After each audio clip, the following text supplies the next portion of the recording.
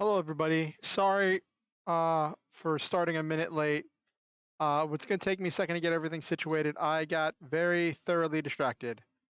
Uh, give me a second. Let me get the music going.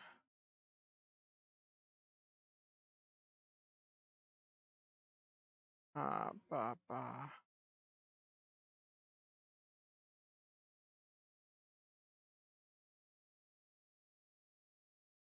Okay.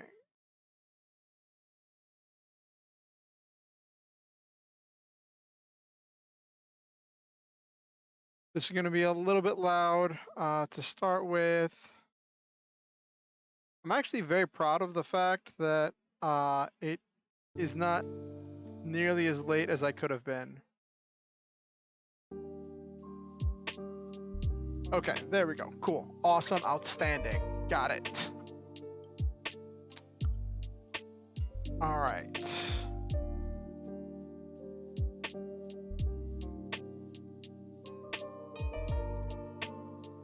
Okay.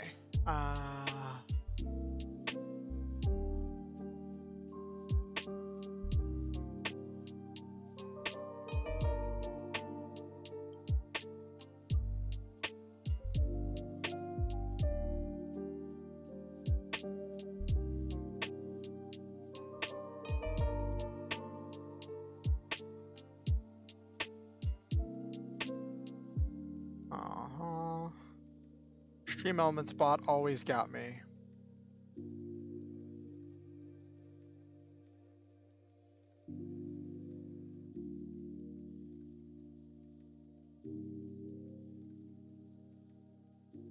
All right.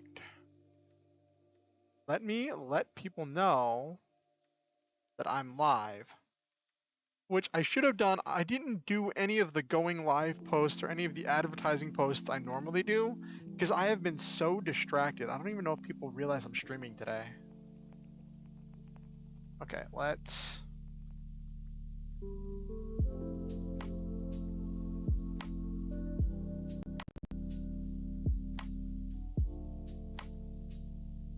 Oh, I got one engagement from that. Okay. Okay.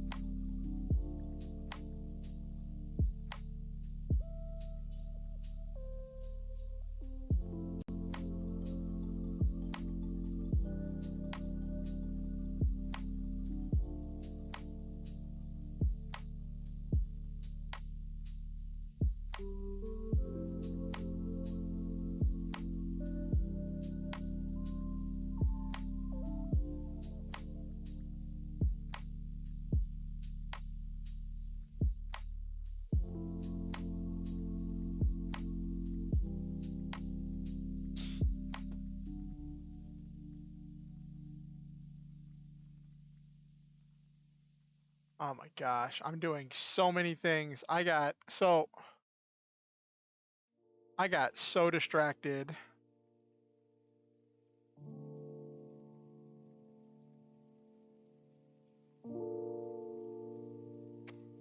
I'll tell you what I've got distracted with in a second.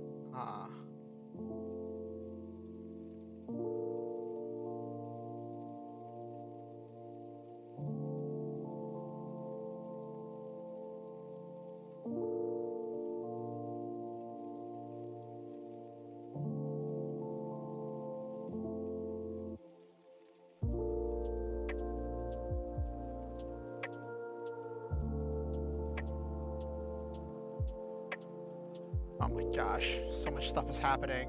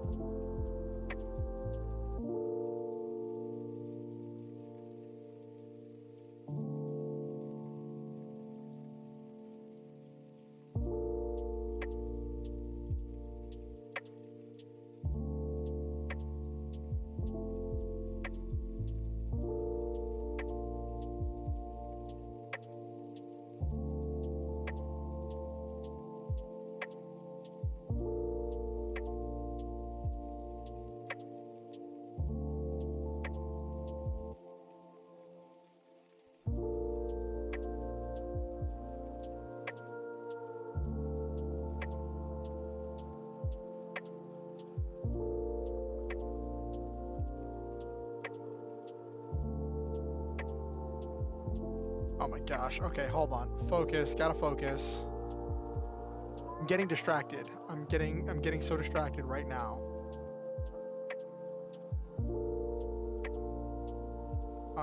Okay.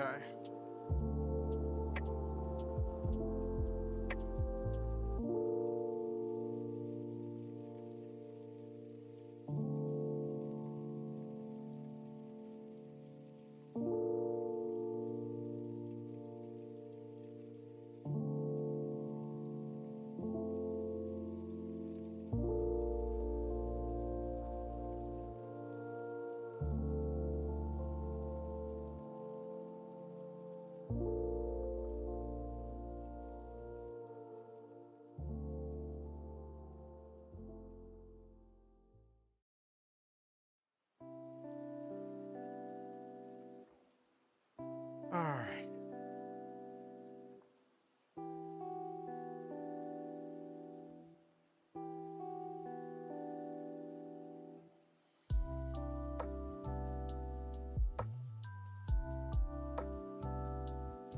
So I'm gonna talk in a second about why I'm late, why I was a minute late, and why I have.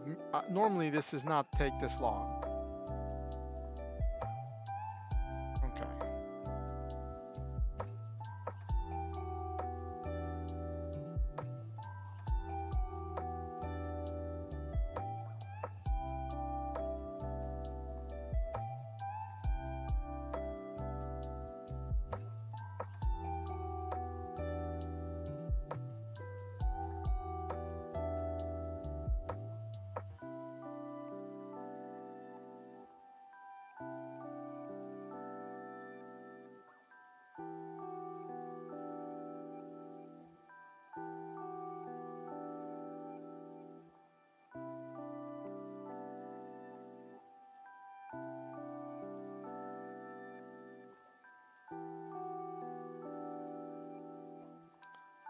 Okay. All right.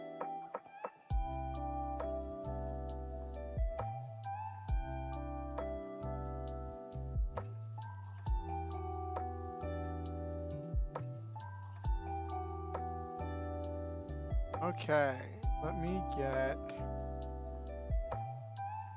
Well, rip that. Rip my feelings. Okay. The moving finger writes types and having write typed moves on. That was supposed to be a pre-stream quote. Well, I still appreciate you being here, Okusen. And I wanna give you a shout out. That's one thing I should get a bot for, to get a shout out a shout out command so I can shout out to people who show up to stream. But big thanks to Okusen for having donated to pay for me to get RPG Maker, which is what we're going to be playing tonight. It would help if I booted up my. How am I going to do this? There we go. Hopefully this doesn't crash anything.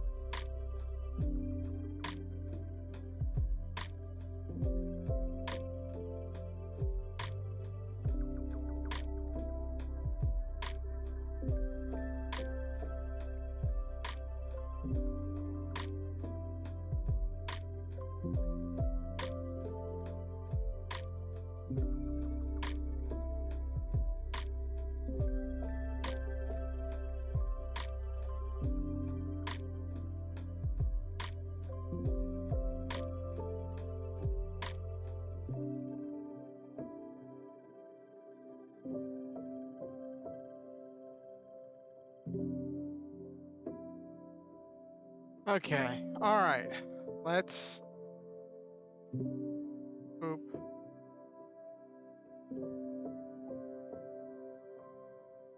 Okay, alright. So we've got everything.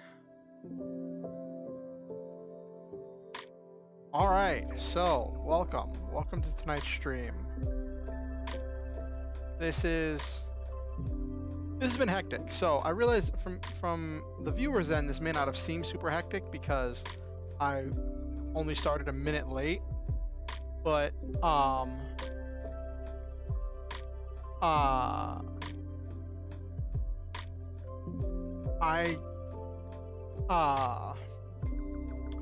so to give you a quick rundown of what's going on, my D&D group that meets on Wednesday nights has been using D&D Beyond. That's what we've been playing with.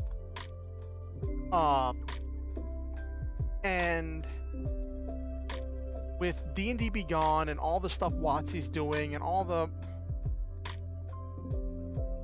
Well, I'm gonna, like, we stayed on the getting started screen a little bit longer than I intended, Nabiru. So what happened was,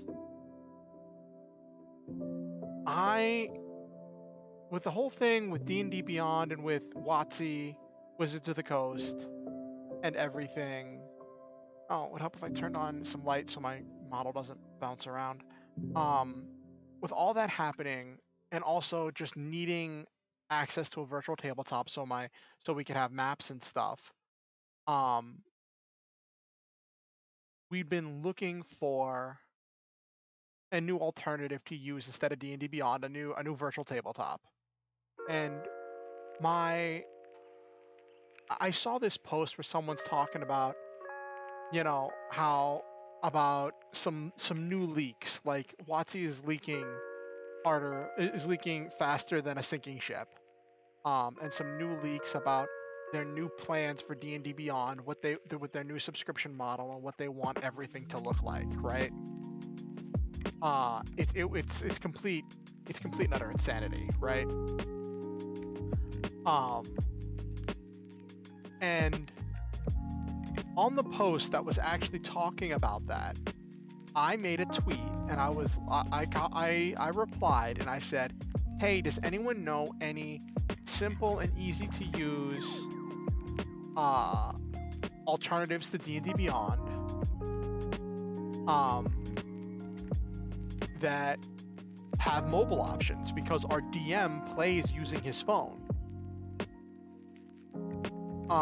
And I got a lot of responses. It became a hit tweet. It didn't quite go viral, but it got a lot of attention really, really fast. I got a lot of attention really fast for that tweet. And there are two RPGs that seem to be getting a lot of notice. Like the big one that is getting the comment that's getting the most likes and responses is Alchemy RPG, right? Which has a lot of options and a lot of tools. They don't have a mobile app, but they claim their website is optimized for touchscreen and for mobile use, and that it scales down just fine, right? The problem is Alchemy RPG, while it does have character importer, doesn't have some of the stuff I'm looking for as far as like stuff from the SRD and all that, right?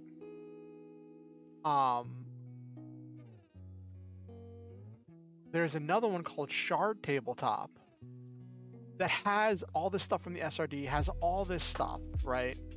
And they don't have a mobile app, but their website is optimized for use on the phone, and I've tested it. I've been exploring Shard, and the thing is, I'm not sure.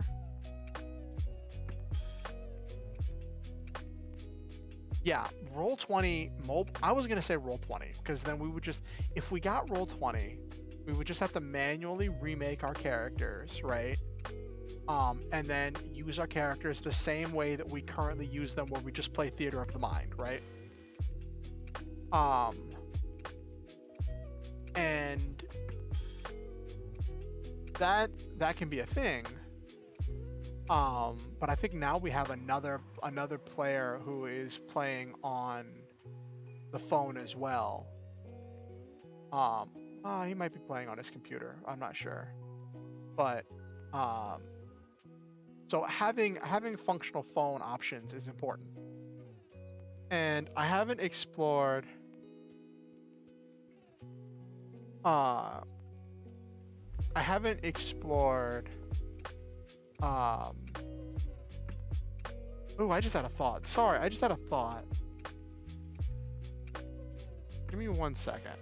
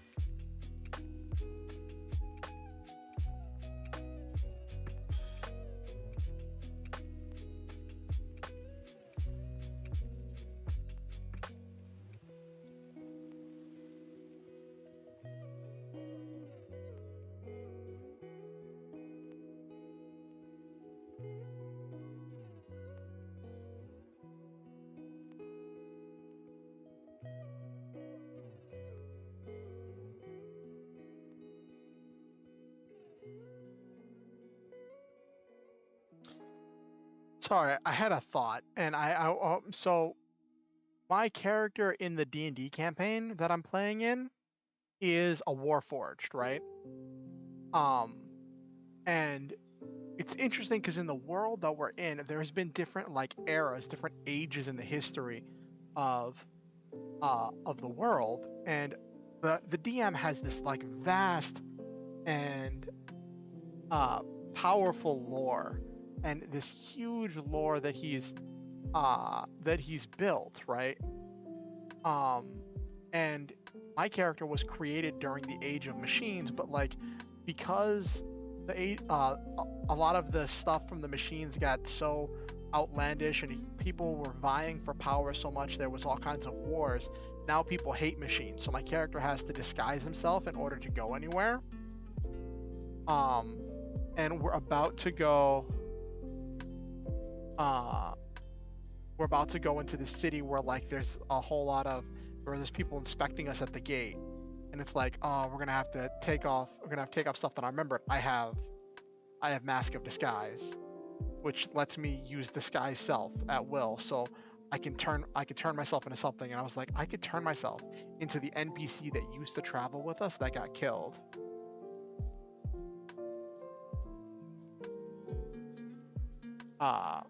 So that'll be interesting. I'll be posing as our dead party member.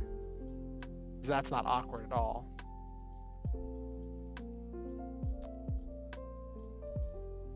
But I'm also rolling up on a celestial horse. My beloved horse Rigel.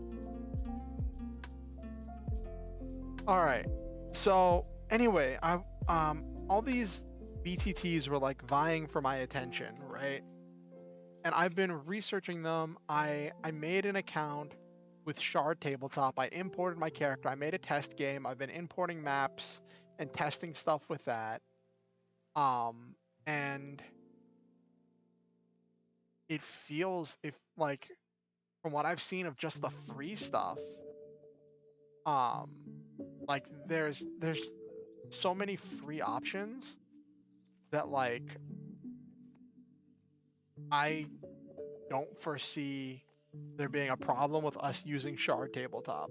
So we're probably gonna go to that, but I'm gonna take a look at this Alchemy RPG because so many people, it's like a ridiculous number of people that have been liking the tweet that's like, hey, Alchemy RPG has a lot of third-party publishers and blah blah blah blah blah blah. So like, the thing is, when you bring stuff into Shard RPG, if it's on your D&D Beyond character sheet, if it's on your D&D Beyond account, it gets unlocked on Shard. Alchemy doesn't have that.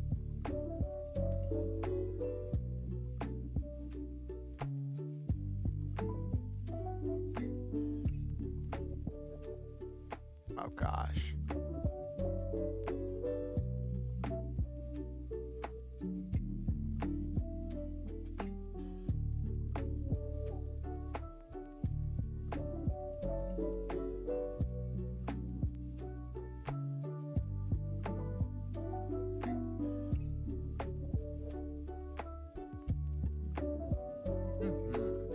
Okay.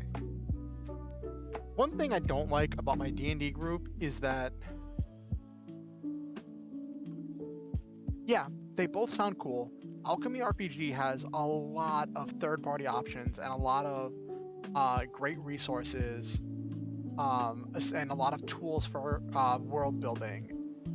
The one thing I'm not sure is if you have to pay for Alchemy RPG in order to get the D&D Beyond character importer, which I was in the middle of checking out. Oh, geez.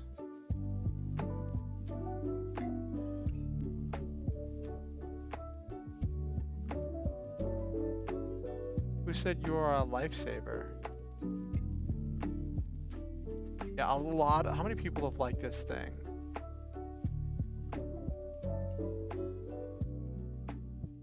Yeah.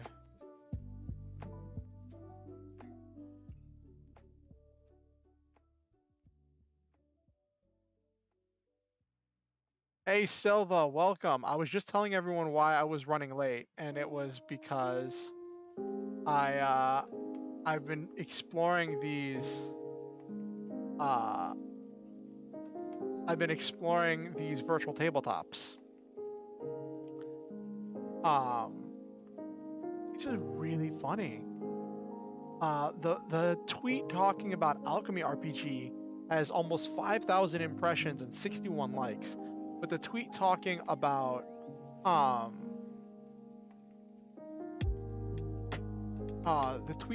Shard Tabletop only has like about 60 impressions, and I feel like Shard has a lot more features than Alchemy, available for free at least.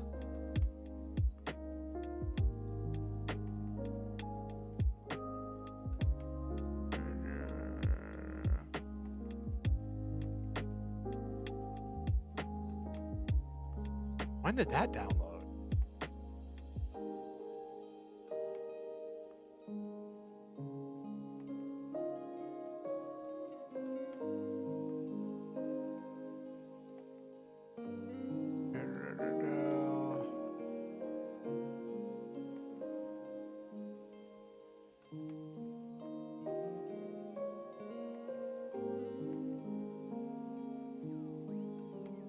So yeah, I've been doing this. I like Shard Tabletop. I almost changed up the stream, turned it into a just chatting stream, and said, "Yo, everybody, we're gonna explore D&D characters and explore virtual tabletops."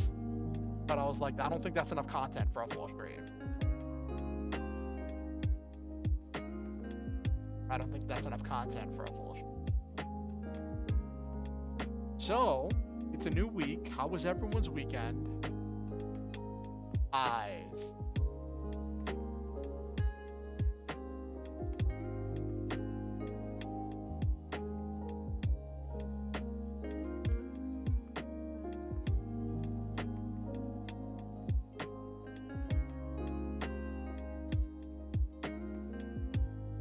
Yeah, I can. I could. I didn't.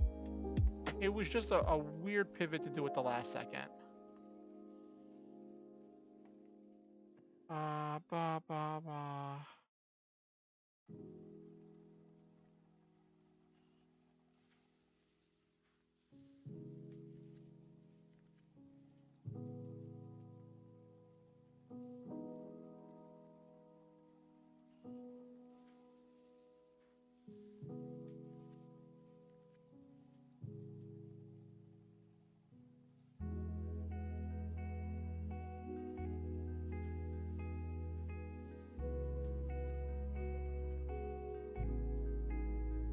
Let's see what we got here.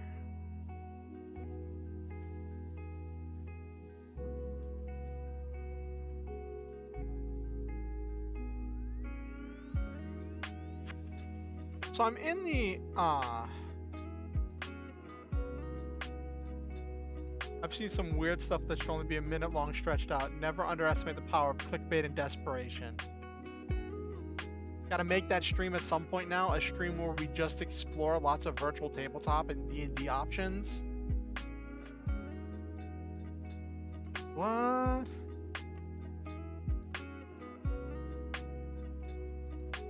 where I just show off lots of virtual tabletops that I think are really cool, user submitted virtual tabletops, and try to figure them out and upload characters.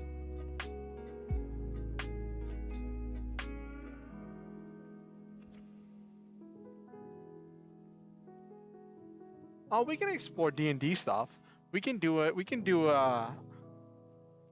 yeah, that's true. I could do a stream where we just talk about my D&D character or past D&D characters, and we all share stories of D&D characters that we've enjoyed, and a whole stream talking about D&D worlds and different things for lore and stuff.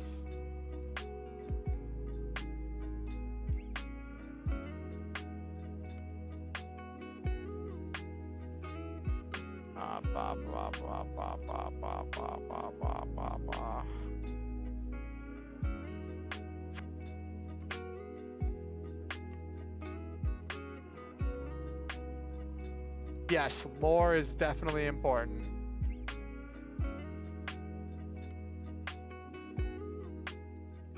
I don't know how this RPG thing works. I'm trying to make a character. I was just goofing around since we had a couple minutes before I started doing the RPG Maker stuff, and I thought I would download this Alchemy RPG because the app says, oh, it's the greatest, yada yada. But I don't see how to make a character.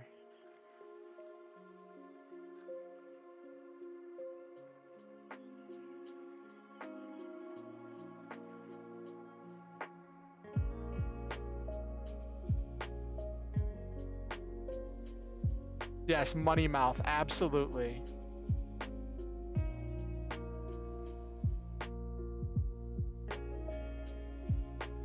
That's not what I wanted.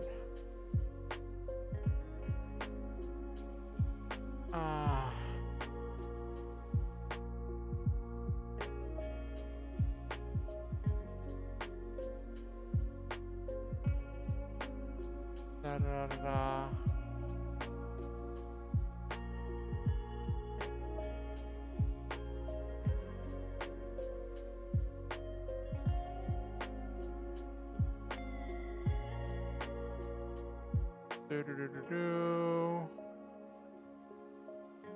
So I have all this stuff, but how do I import?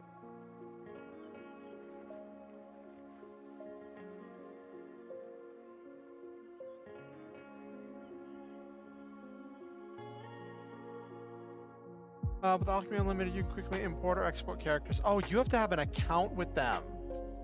You have to have a subscription in order to use them.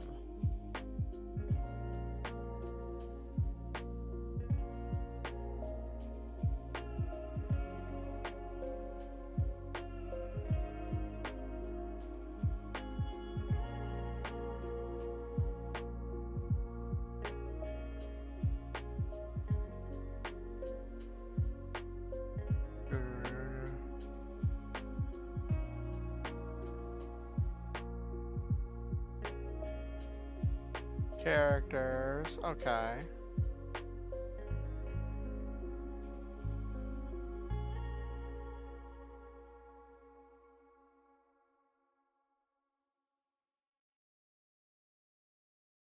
All right, so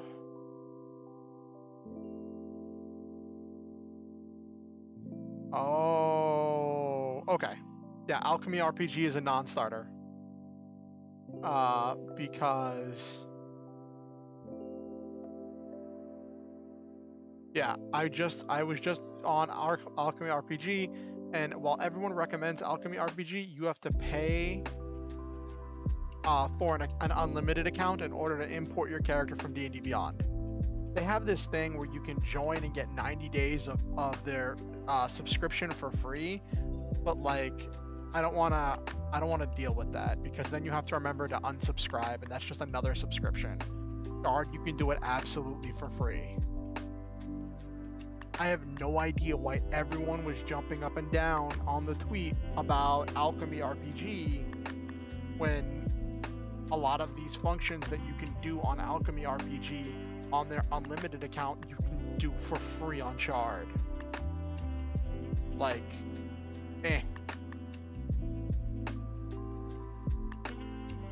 Albeit there, getting an unlimited account gets you a whole bunch of access to a whole bunch of third-party content. Yeah, that's exactly it, Nabiru.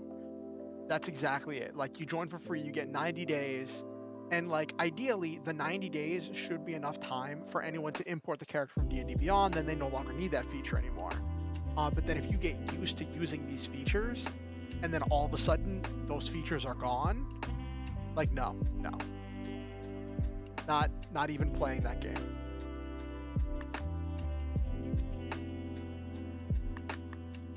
Well, I mean, I might. I'll bring it up to my DM. I'll bring both options up to my DM, up to my player, well, they're not my players, but they're fellow players in the game, and we'll all take a look at them and see which ones work best for us in order to understand what we need to do. I got distracted.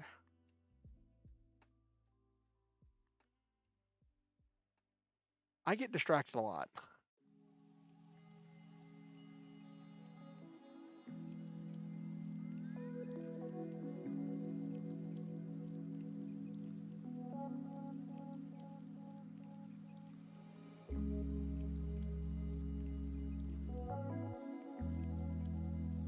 I'm getting a lot of interesting suggestions.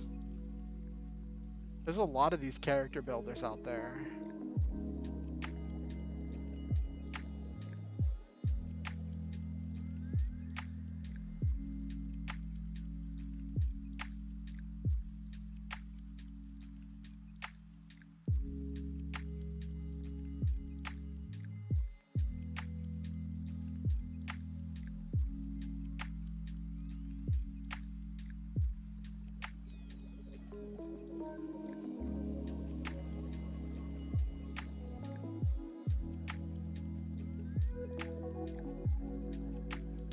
I just think it's funny that like this became a hit tweet.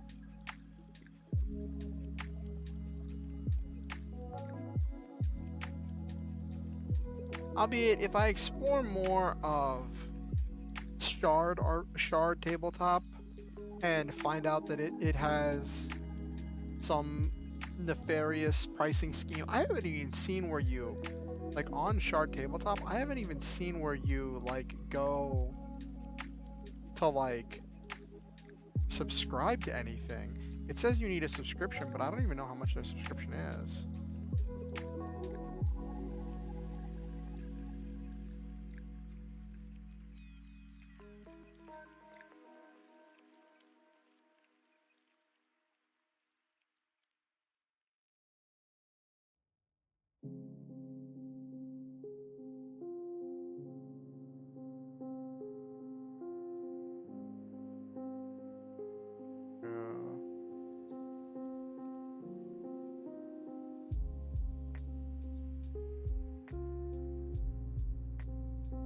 Always read fine print, may say price, but with hidden fee. Yeah.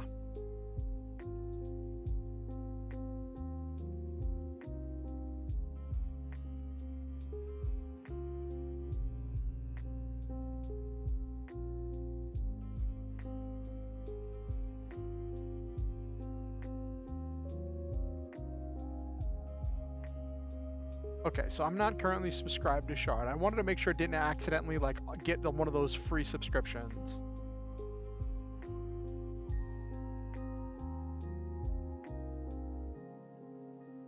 Let me take a look and read about this. Yes, the age of microtransactions. Okay. Alright, here we go. Characters. The free account, you get SRD plus content. You can make one campaign, you can make 6 free characters, get all the basic stuff. You can get access to free content 4 times a month. Oh, so you can get 4 things a month from the free thing. Okay.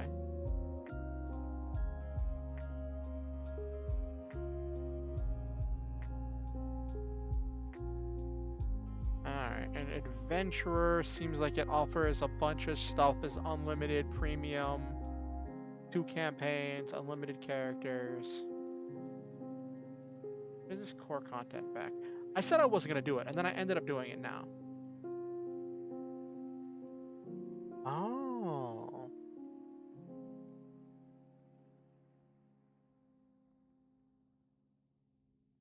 Oh, it's some third-party content. Okay. It's some third-party custom stuff, some homebrew stuff.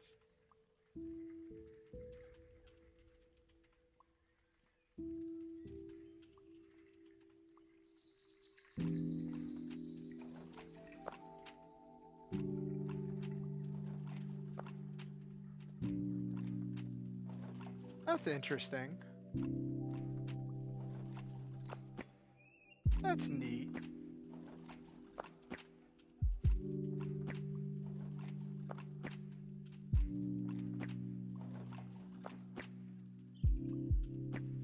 Second screen support is the only thing that I think would be really important.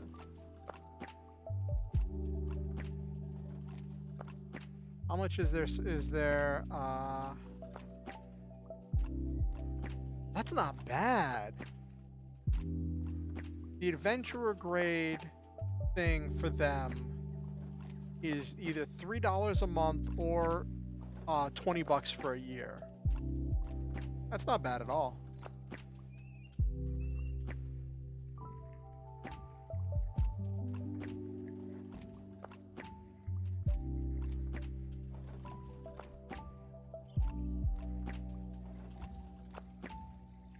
And considering everything else is functional.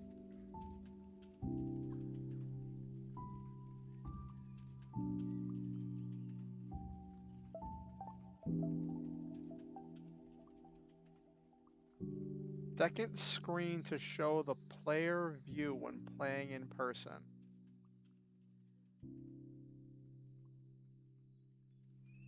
That's the one thing I would want, would be the second screen. But anyway, let's get back to what this stream is actually about.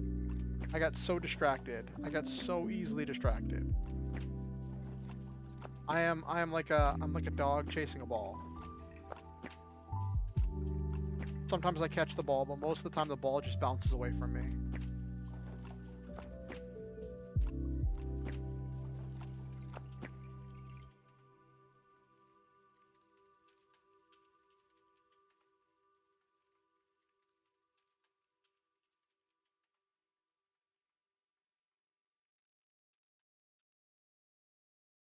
Okay. Yes, the age of microtransactions.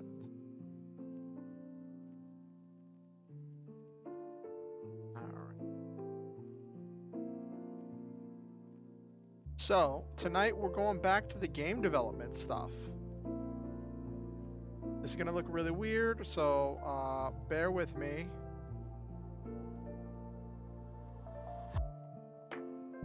So let's see what I was working on here. This was... I don't need the Steam community thing.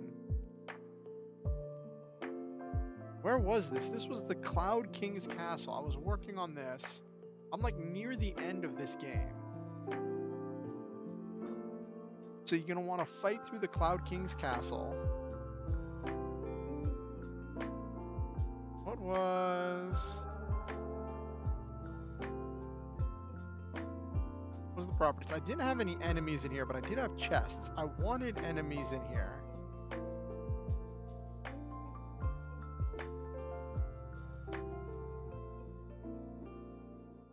Actually, no, these are the shops. This is the place with the shops where you can buy lots of equipment. Okay.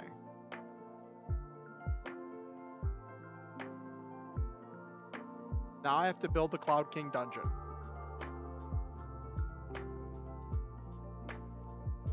Okay. Alright, let's expand this, make this bigger. I either make this bigger or make a bunch of smaller things for them to explore. Let me check my notes and see what I wanted for this one, because every dungeon I wanted to do something different. I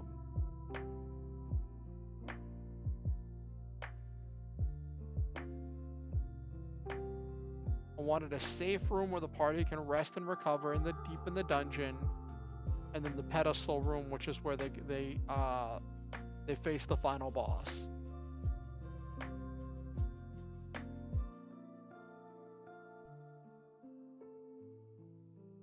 Okay.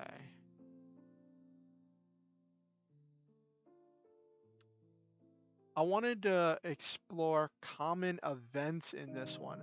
I wanted to create common events for this dungeon where the players go to deliver the artifact.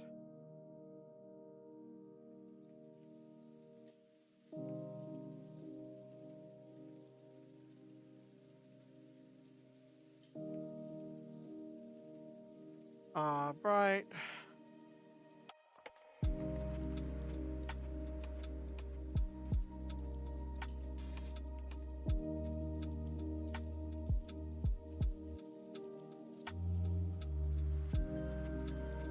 Place the artifact. No, nothing happens.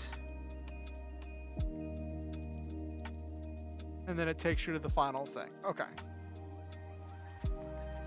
So, let's make this dungeon. All right.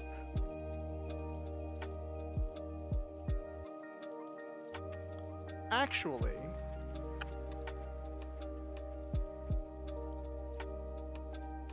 I'm going to make a new... I'm gonna make a new room.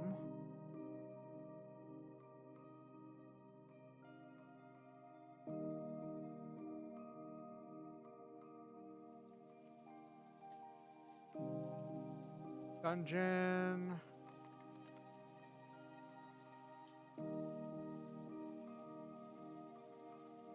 I'm gonna make this one lowercase. Width is gonna be 50 by 40. It'll be slightly, actually no, I want to do this 40 by 50. I want this to be slightly taller than it is wide.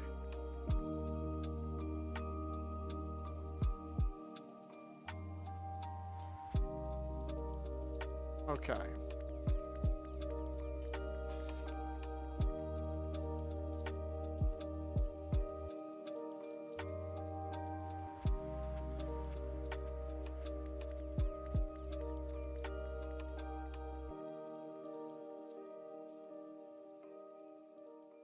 Why is this cut off like that? I hate when it does that.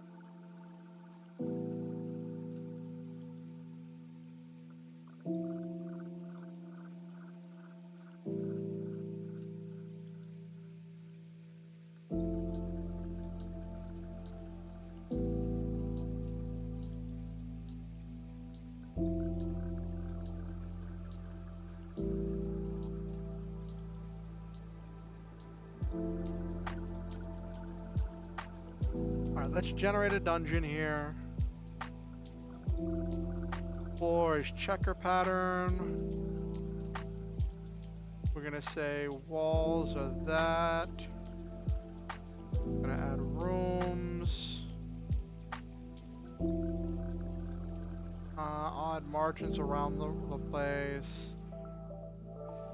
No wide passages. Let's see what we get.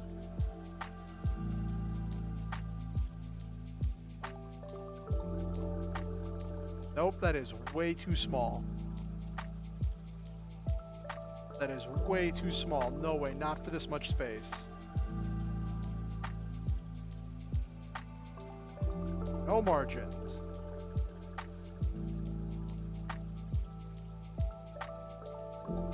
That's better. Let me try one more time.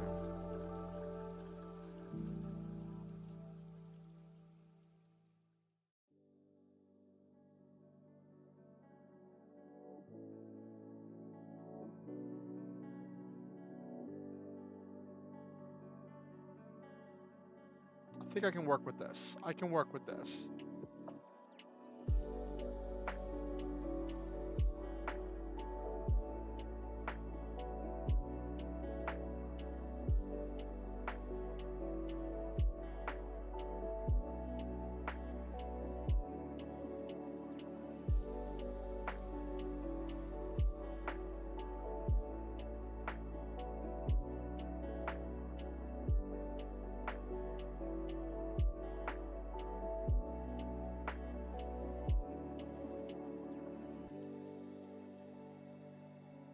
Okay.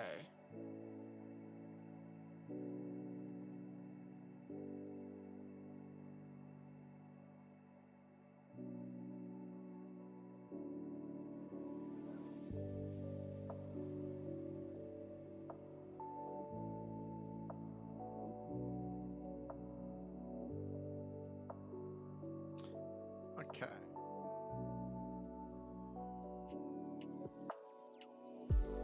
All right. Oh, it would help if I could see my chat.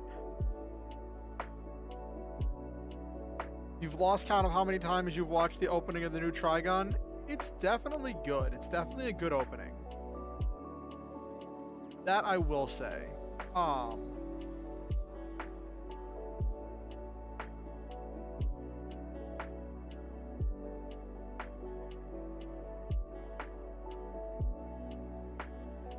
Yeah, it has a lot of potential.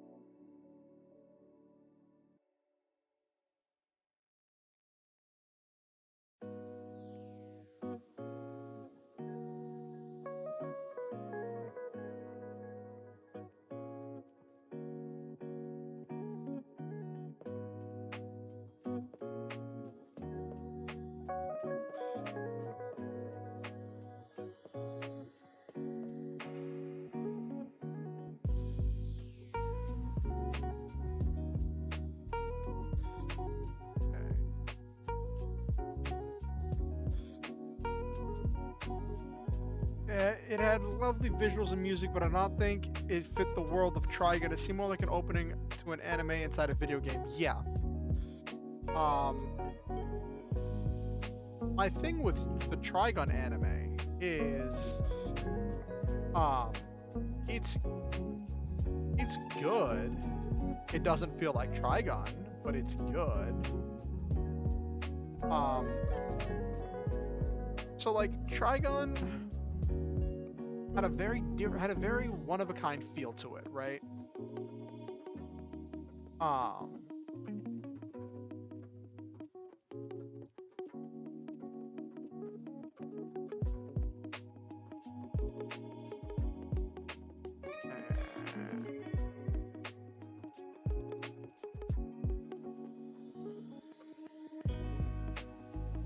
And boop, boop, boop. Okay.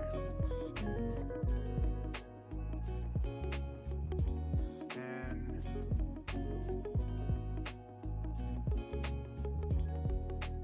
there we go. Cool.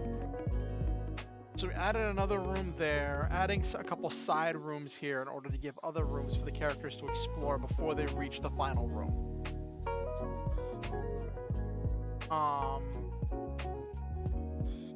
Yeah, the visuals were so bright.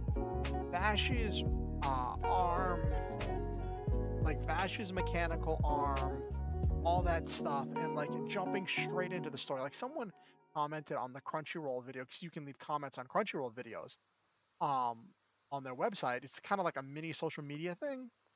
Someone said, if you ever want to watch, oh, it's a bit hard to hear me. Oh, hold up.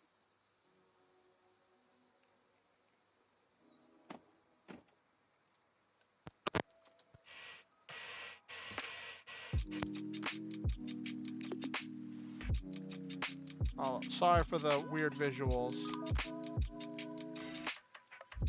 I'll turn myself up a little bit. Is it because the music's too loud?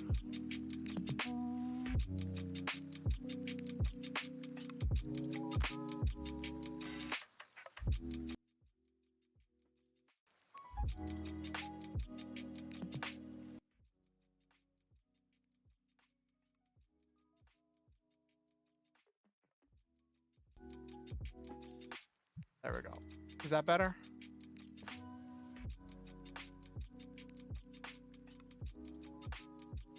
Oh, so you're using your speaker? Okay. I don't know what to do about the audio. This is better?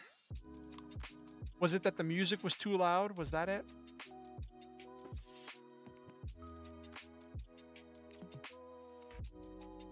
Well, I turned down the music a little bit. Okay.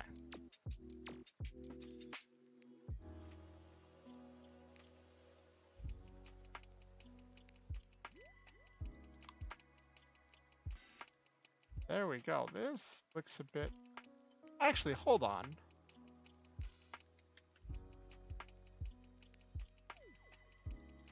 This is almost the exact same layout as my first dungeon. Well, not quite. There are some differences, but it's the same generic formula.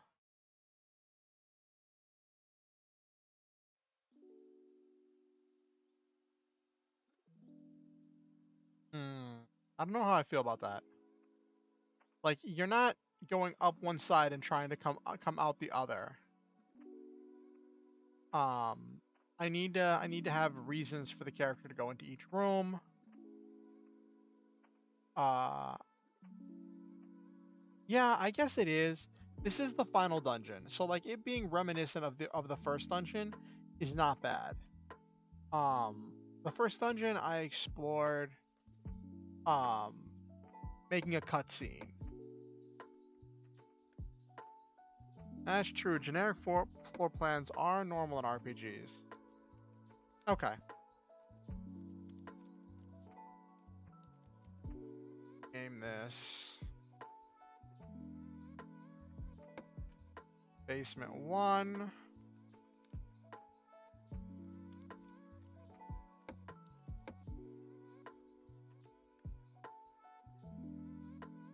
Basement 2.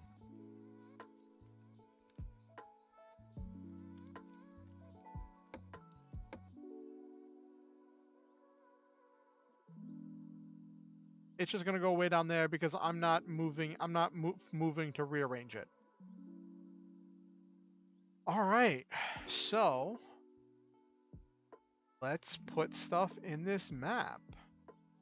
I'm not a big fan of how much dead space there is around the bottom, but there's not as much dead space around the top. Like, there's 2 spaces of dead space, and yeah, I'm gonna expand this map.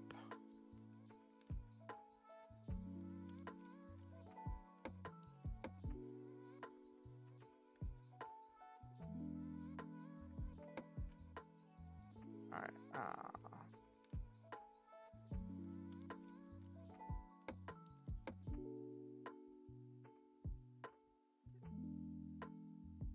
There we go.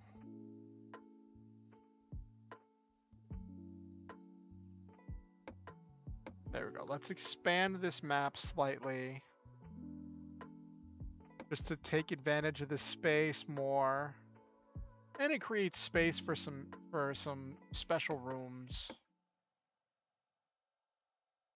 Okay. I could expand this by 1.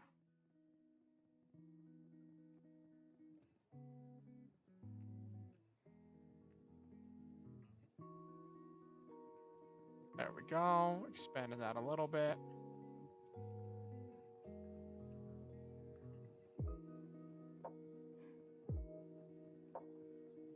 There we go.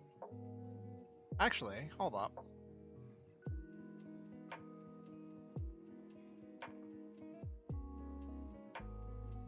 There we go. Cool. Got a little bit more space there.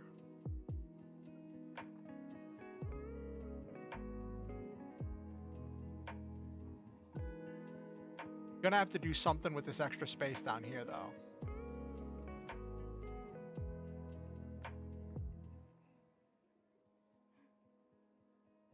All right, so widen in that room.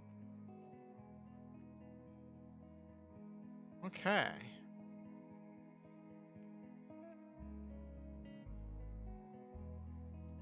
Get.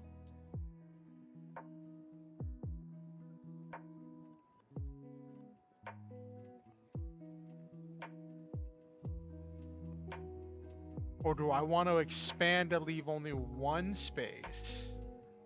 Make all the rooms slightly bigger.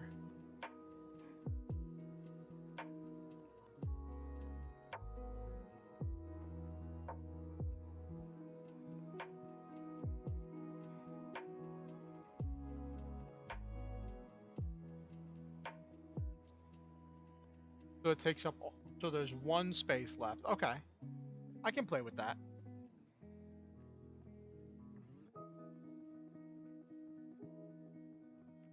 There we go. Fill it full of minions and go Candyland. Go from Candyland to Dark Souls. That's one way to do it. I'm gonna have all kinds of challenges in here. And having the extra space, final level suddenly becomes an insane grind, 10 times harder than the rest of the game, maybe.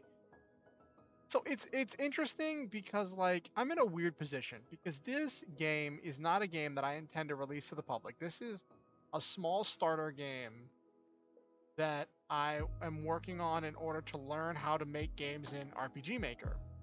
So it feels almost like a waste to sink a whole bunch of time and effort, but every bit I put into this is stuff I'm going to know how to do. Sorry, might have been before that I wasn't close enough to the mic.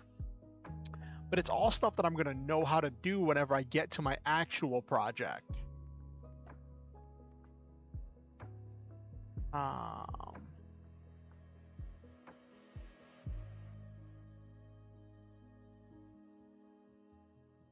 Okay.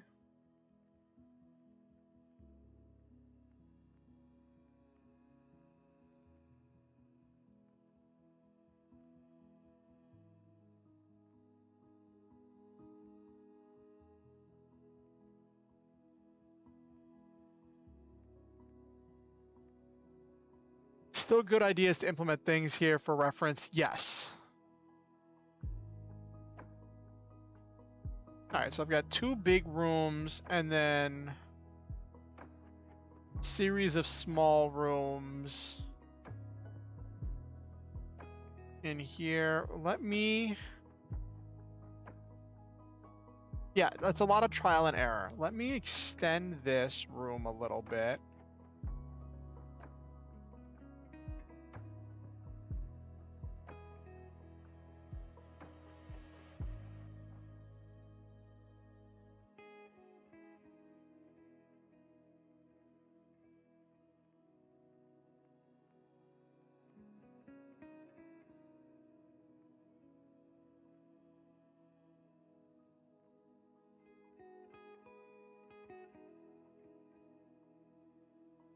Actually, can I move this? I want to move this down one more.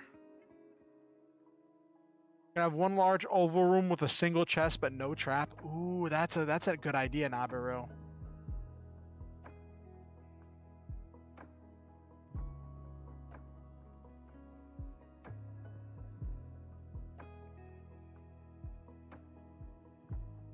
Okay.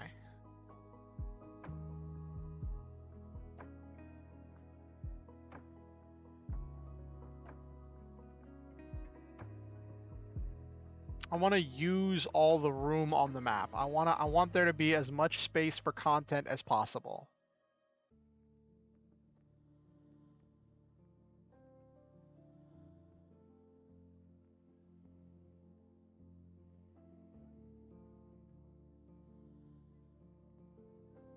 Okay.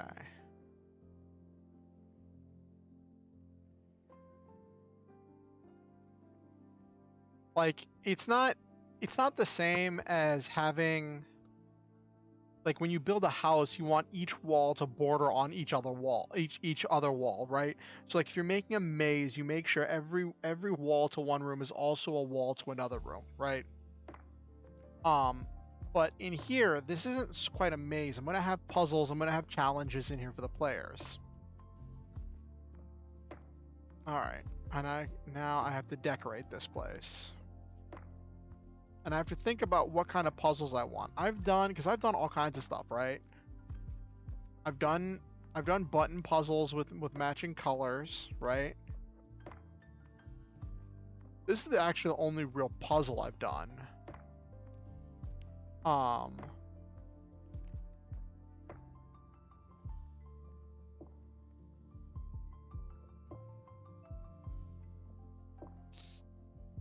right.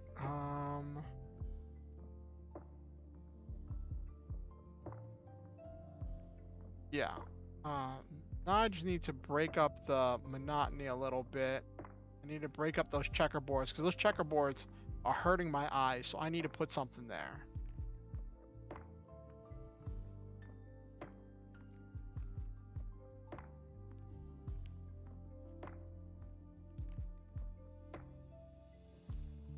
No, I'll put, what am I going to put in here? Well, you're coming in here from the Cloud King's castle, right?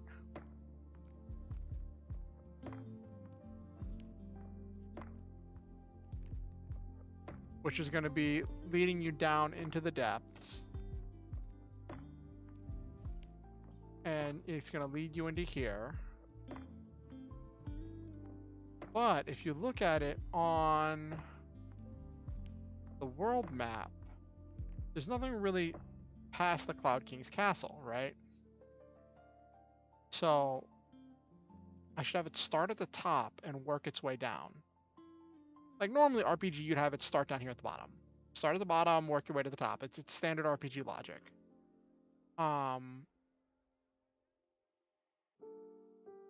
Made a magic eye optic illusion for a dungeon using those patterns. That would be interesting, Nabiru. That would actually be really interesting.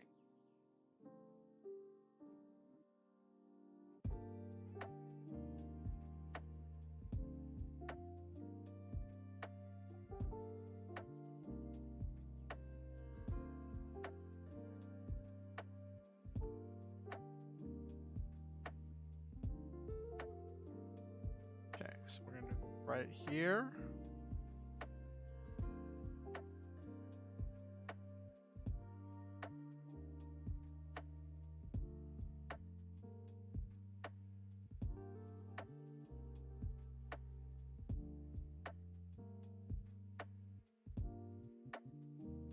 Okay.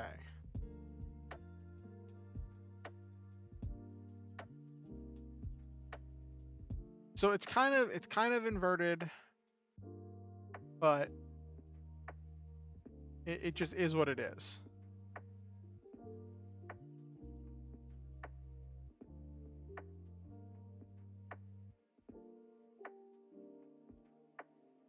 Okay.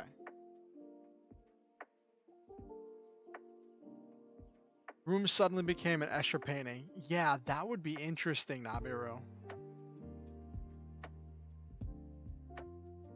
Okay, so they come in there.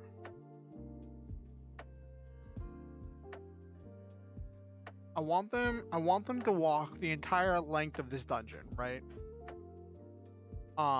So I'm gonna say I want them to find certain keys. We'll do key items. I've only slightly touched on key items. So I'll have each of them have to pull a key. I have them have to pull a key from certain key areas in here. We'll say one here, one here.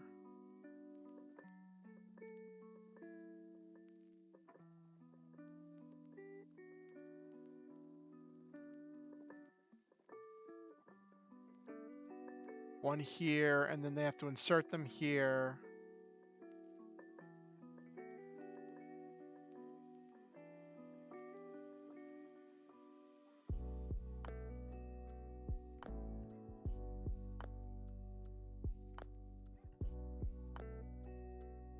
There we go. Cool. So start at the top, go down. All right. Seems good.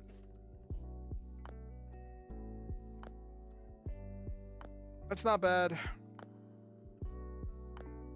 Now you gotta change where all of those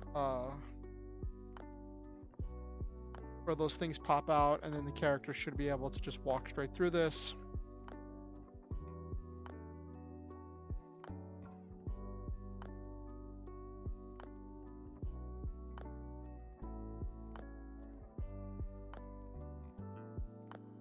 Now let's decorate these walls and actually first let's decorate the floor, because the floor is gonna bug me if I don't do something to this floor.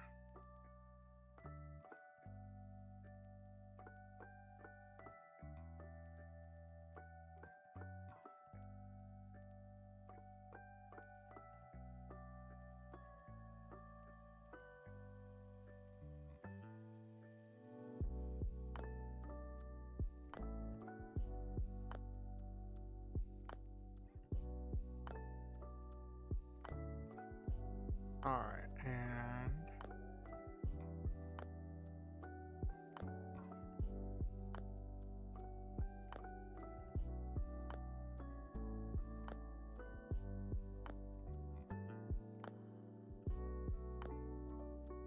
okay. Have one key there.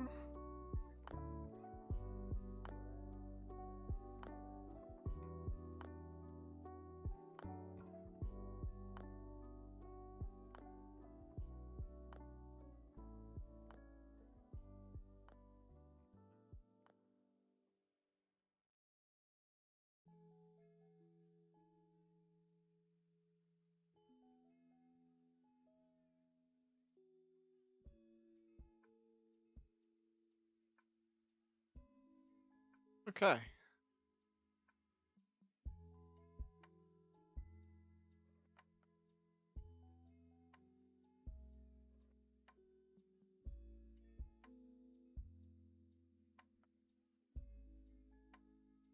I like that. I don't like the way this one sits though.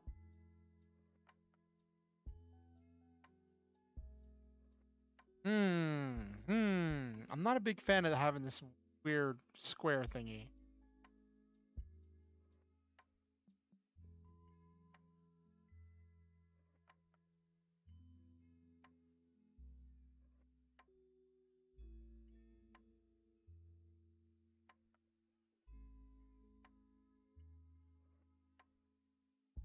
There we go.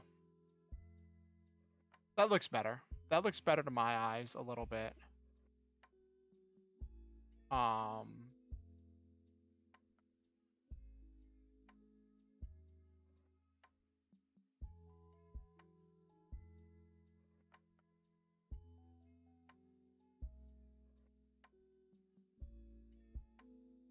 Space these out a little bit.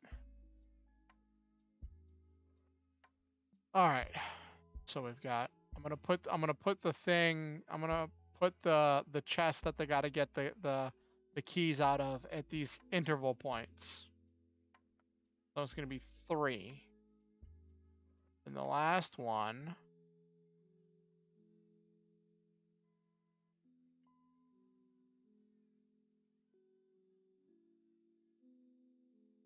I'm gonna go right there.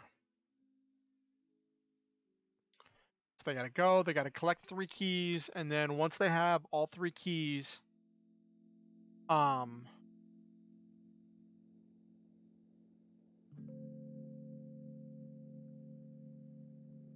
a door that checks for all 3 keys, a seal of some kind blocking the entrance.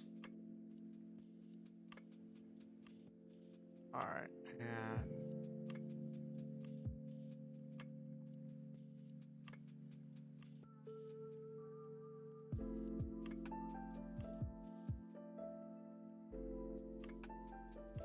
okay.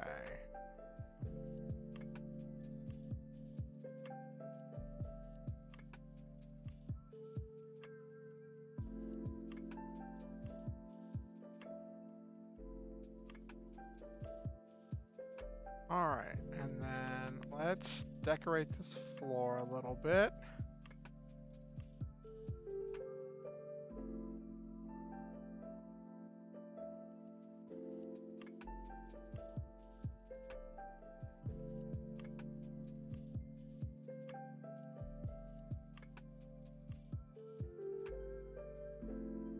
Okay.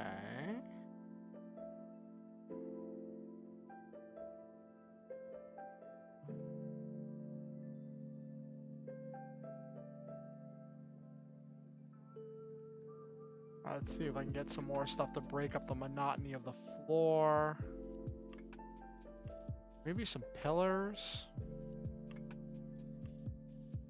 I want something to break up the monotony of the floor because the floor is just all one thing. That is just not sitting super well with me.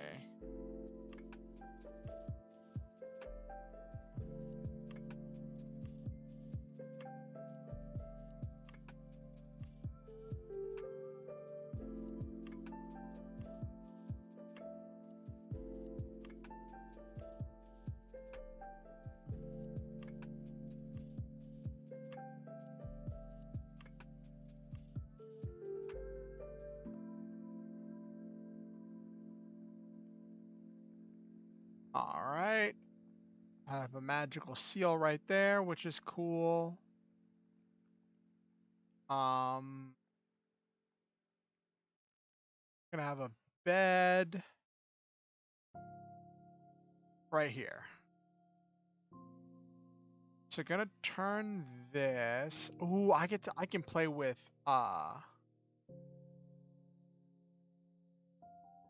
I can play with some stuff here. Hold up.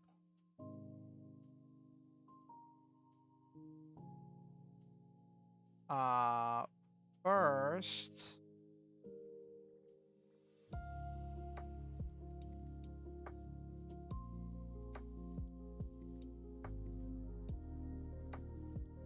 We have this go this way to break up the room.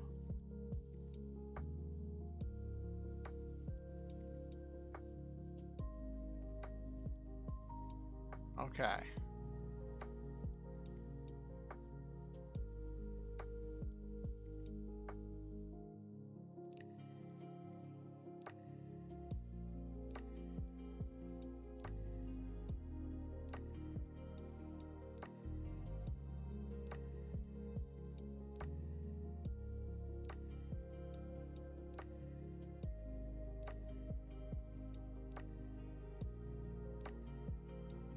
Okay.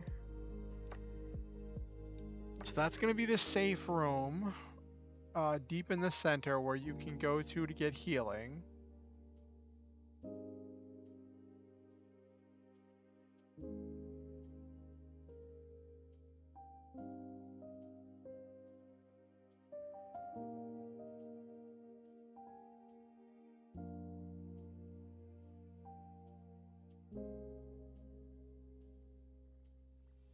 You know, I don't like how this fits. Hold on.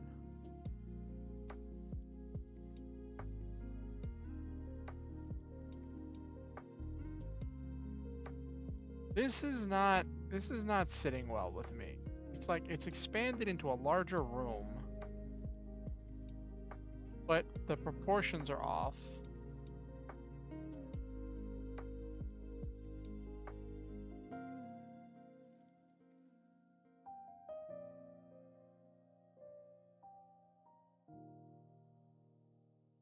Alright, how wide was this room? This room is 1, 2, 3, 4, 5 wide. That works.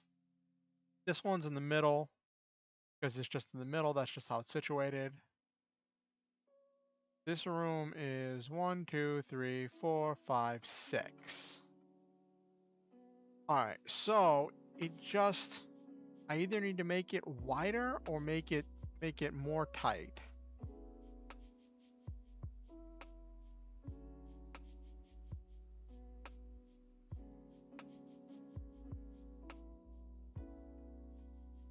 Okay.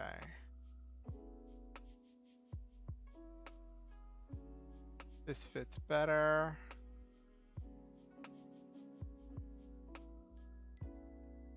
There we go.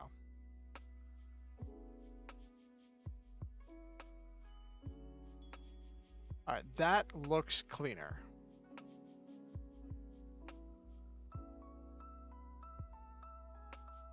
I'll do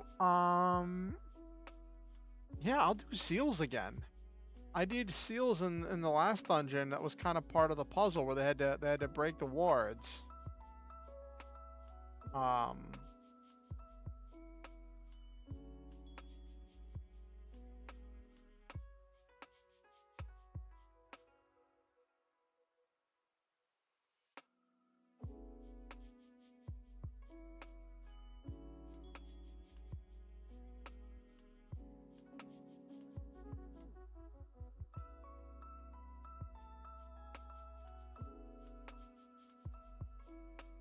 There we go. So it's that way. It's easily visible what they have to grab. And then thing.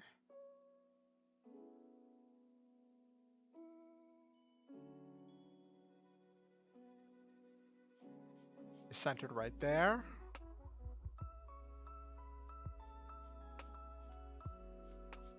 Okay.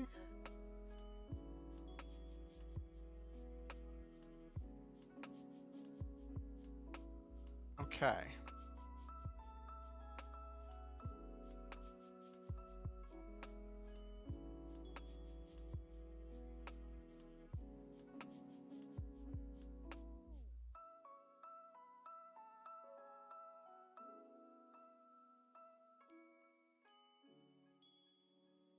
Okay. I'm also experimenting with multi-level dungeons here, which is something I haven't experimented yet.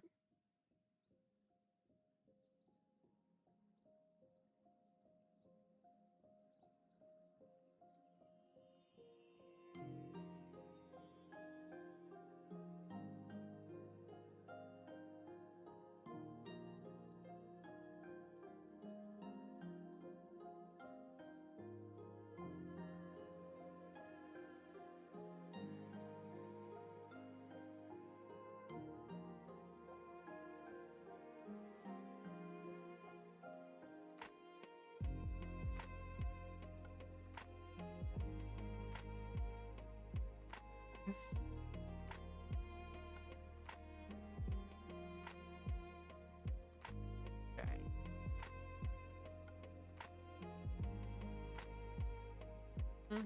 Okay. I'm liking how this is coming together. What's this?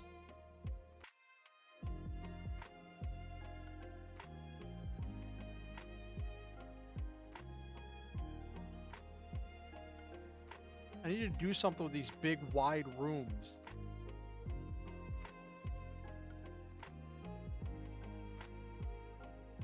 I'd have like a little pond or something in the middle. Well, I'm gonna have hieroglyphs. Ooh, yes. Yes, gonna do this.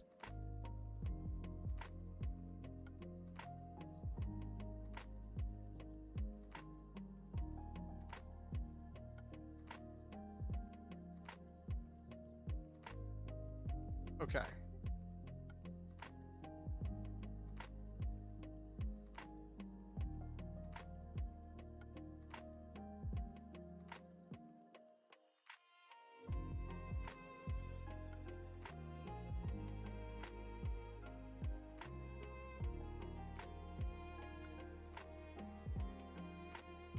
Let's decorate the walls a little bit, put some cracks in there.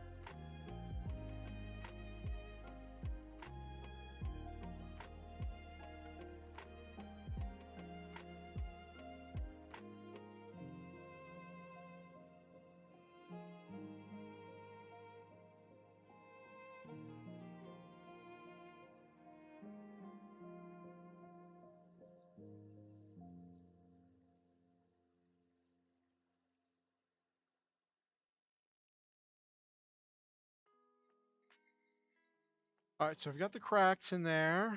Now let's get the wall vines.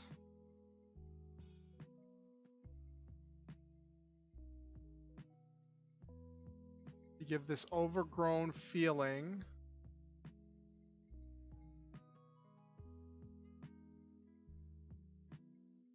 But I'm only going to use the dead wall vines because nothing grows down here anymore.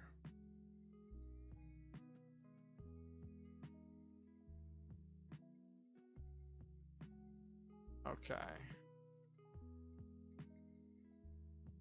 All right, and hold on. Finish that up. Okay.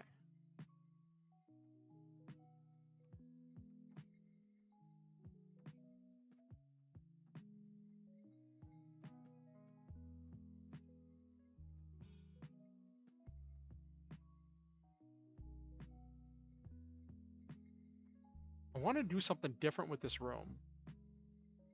Yeah, I'm going to do something different with this room. Hold on.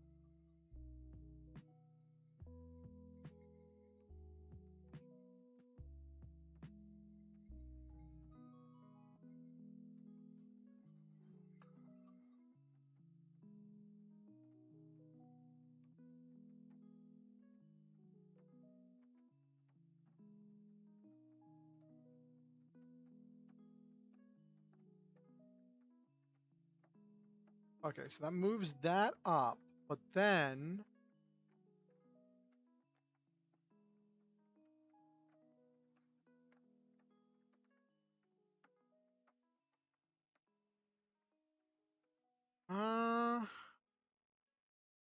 unless I move, no, I can't move that up any further.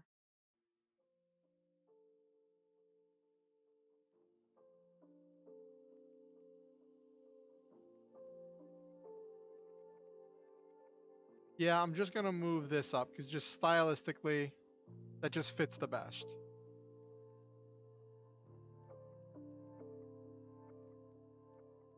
Then I just put in one more room.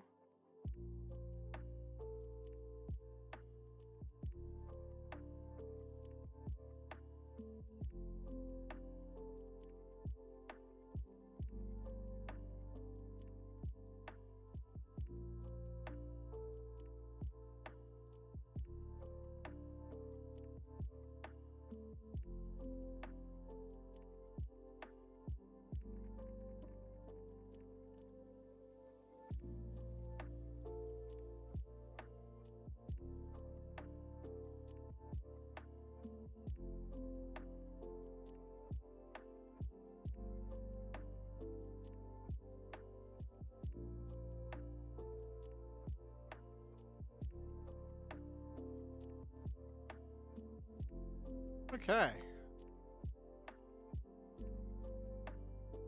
Got this little side room right here. I don't know what I'm gonna do with it, but I know it's there.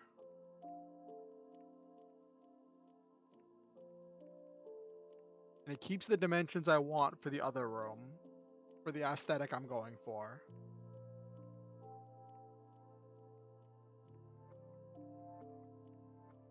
I'll probably have a chest in this room. So idea, they flow in, walk over. They have to make a choice to go either left or right. They go right, they grab this. I'll put something in the middle here, some kind of like a...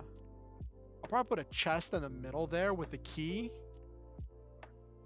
Yeah, I can put a chest there with a key.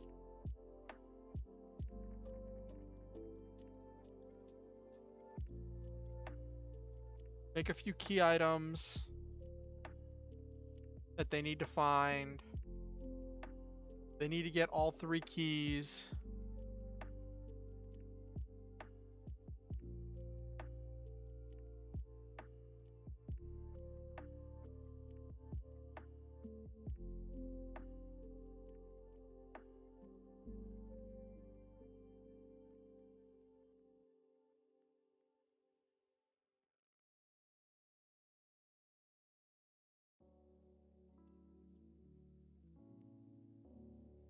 Got to insert the keys in the monuments. Or could I put the monument?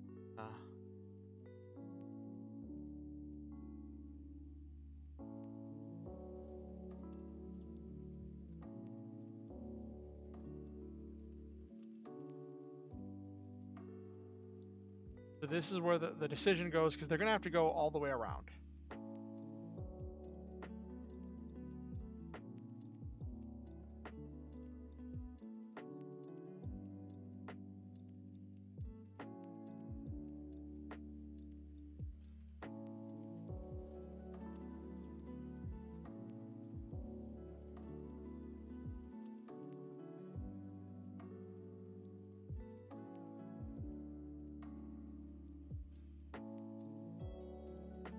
I want to do something with this dead space in the middle, but I'm just going to have to accept that there's going to be dead space in the middle.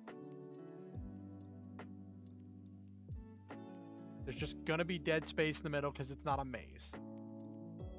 What's kind of maze-like? I gotta do something with these big rooms, though.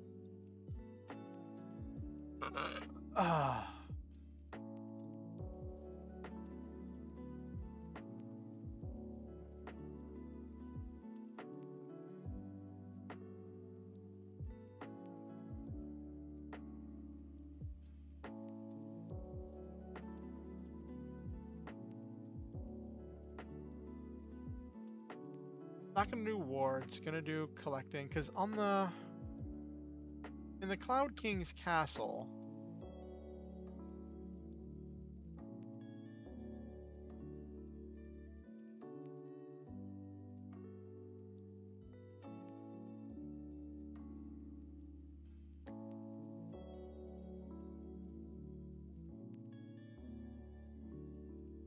okay.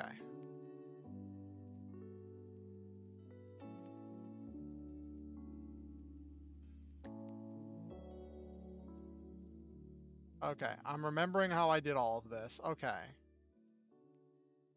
And these are all... These are all... Well, there's a healing spot up here at the top. There's an inn up here.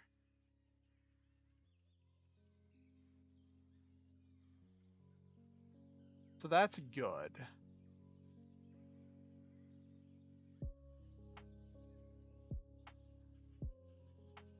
Yeah, this is the one that I did.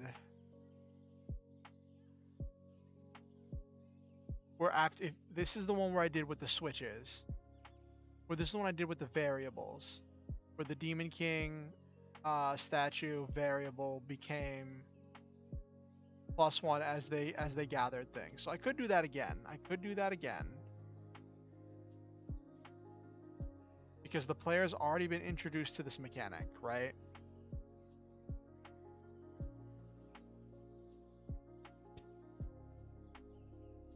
But they have to press switches. No, I'm gonna do something different. I'm gonna do something different here.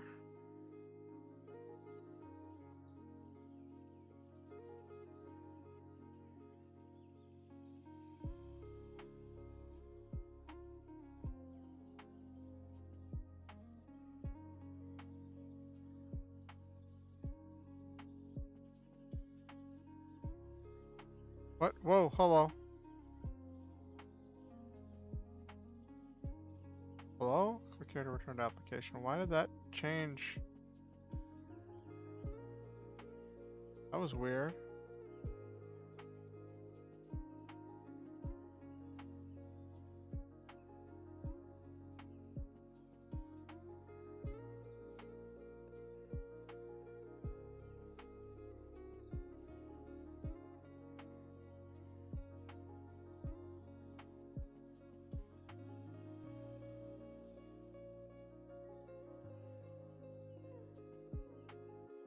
That icon.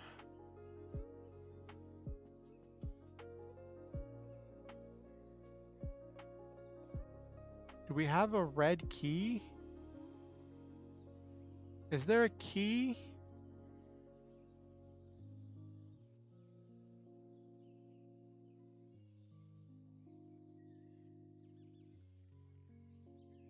How is there not a key image?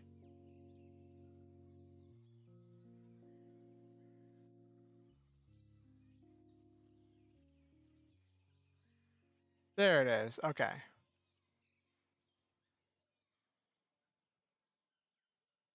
I wish they had different colors of it, but okay.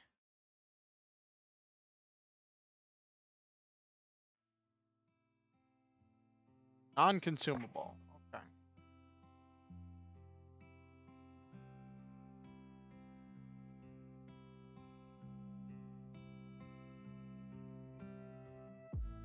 Okay.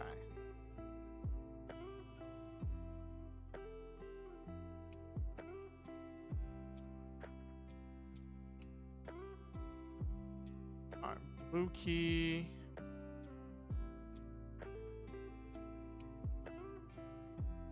What is it? It's red, blue, green key. Let me check the last one. Hold on. Blue King Castle. Yeah, green. Red, blue, green. Okay.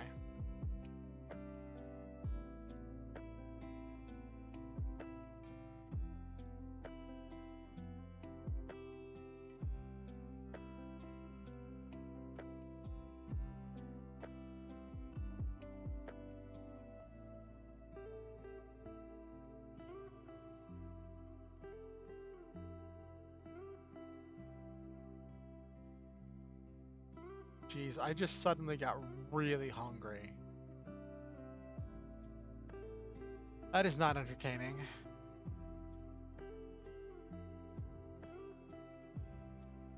Okay.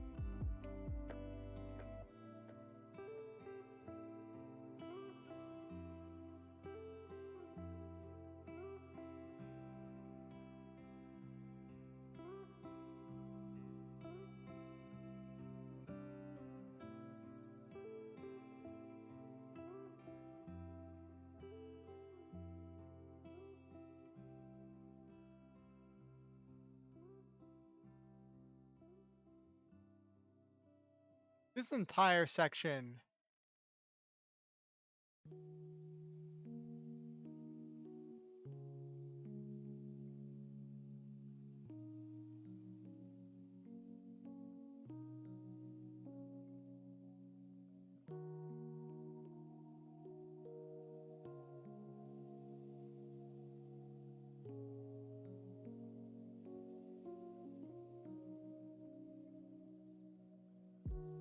All right.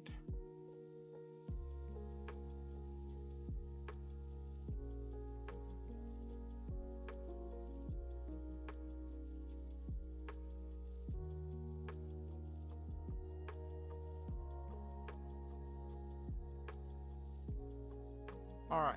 So now there's an inn, a free inn deep within the dungeon. I've created 3 key items that are the keys. Then I just put chests at all of these locations that are going to contain these keys. So the player just has to get the key. And then once they insert the keys into each of the monuments,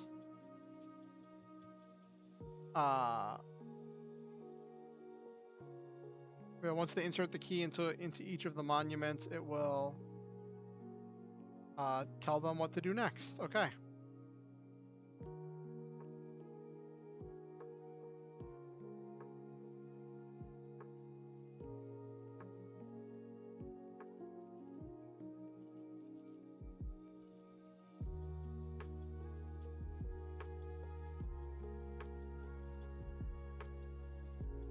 Let's do this silvery. What did I have? Hold on, let me check something. I had chest colors. I remember that was the thing I had.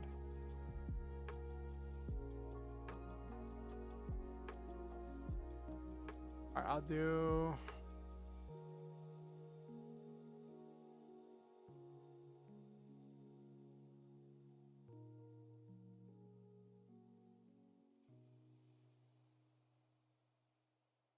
silver chest.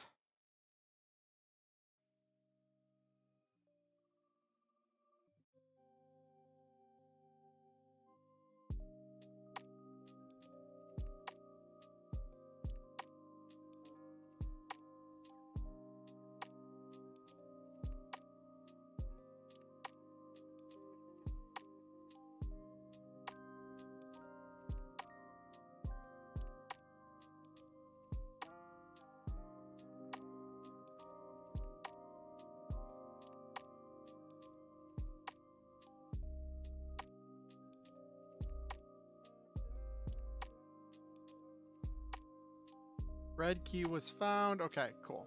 Awesome.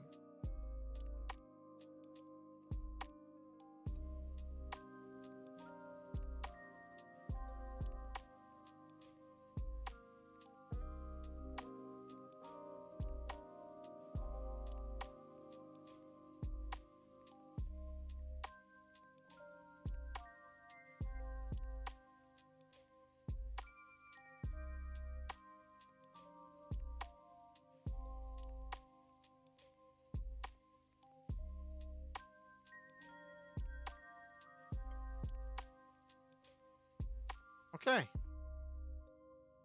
That's fine.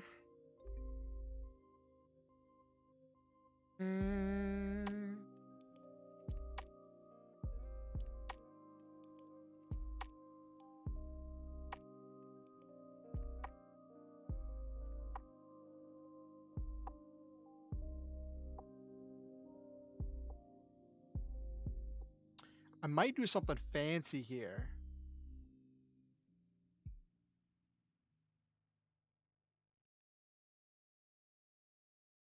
So then I want this to check if they have the key.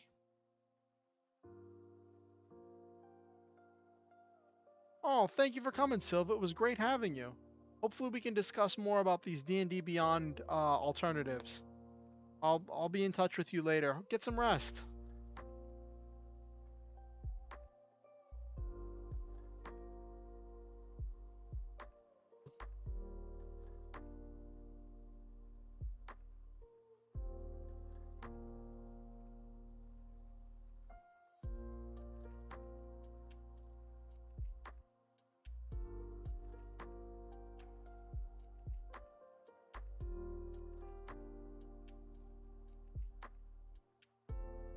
Yep. Also, just having access to a map for the virtual tabletop might be important. It was something that Tom had talked to me about, possibly getting some alternatives that might enable us to actually have a map that we can see, so we can see where things are located.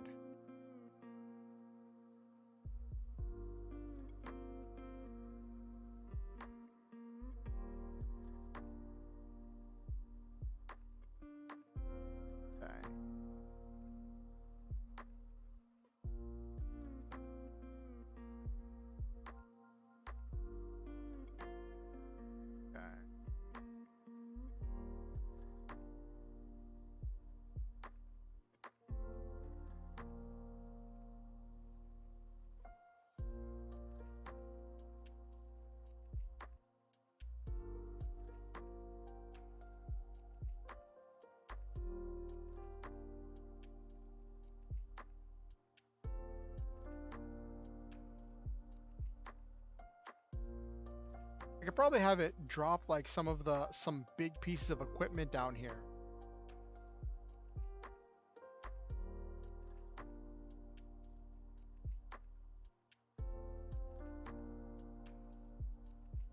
I'm debating doing something fancy and having the so each of these, once interacted with, 1, 2, 3, 1, 4, 1.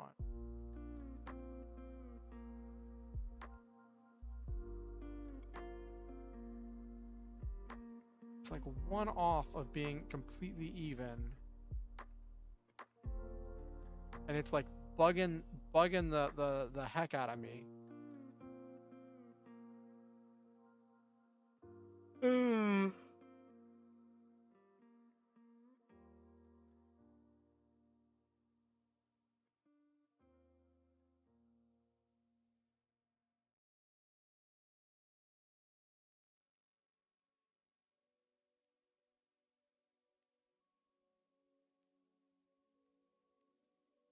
Okay, so we've got all of this.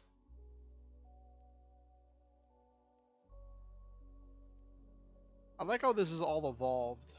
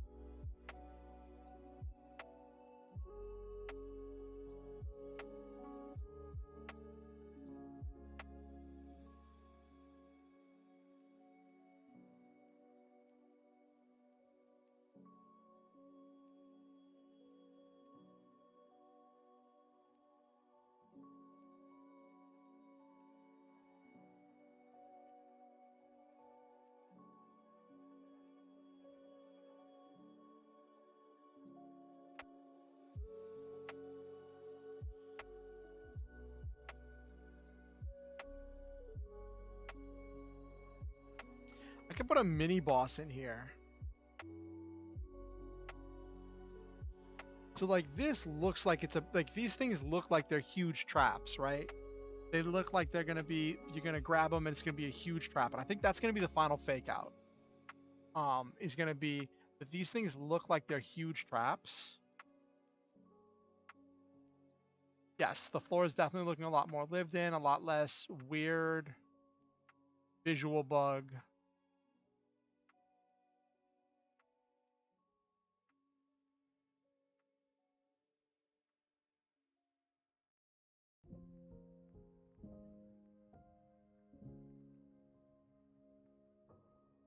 Okay.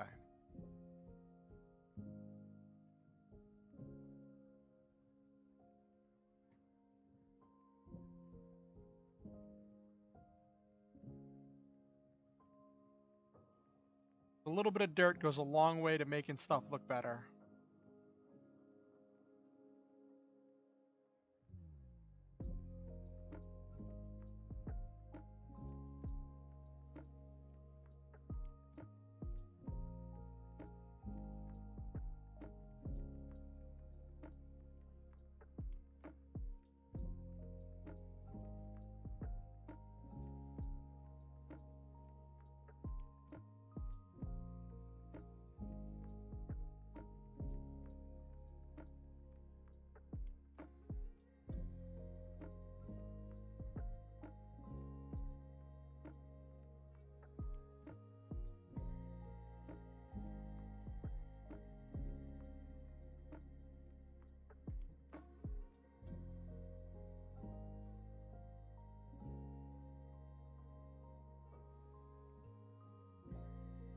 Alright, so that's looking good.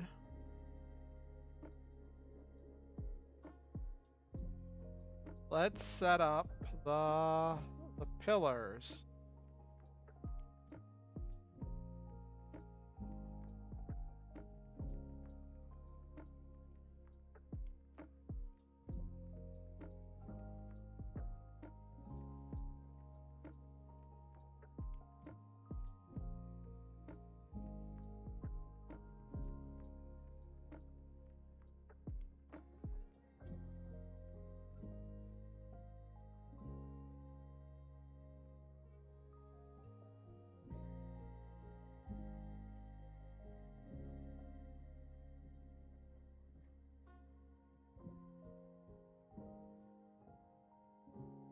Okay.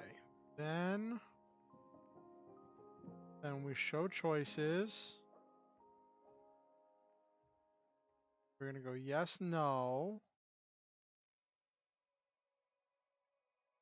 The yes.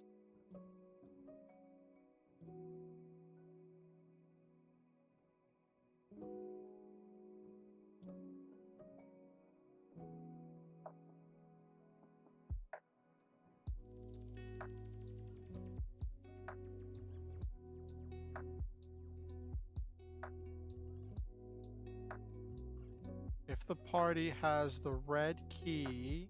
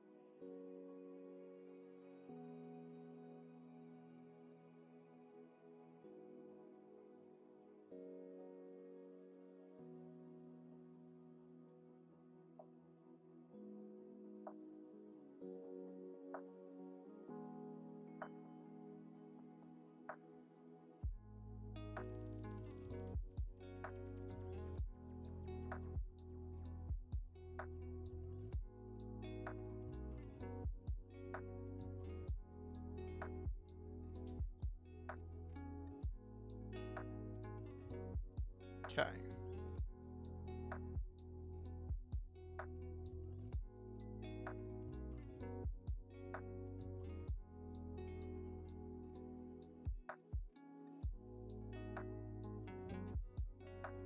All right, this is definitely This is definitely something I haven't done before. Okay.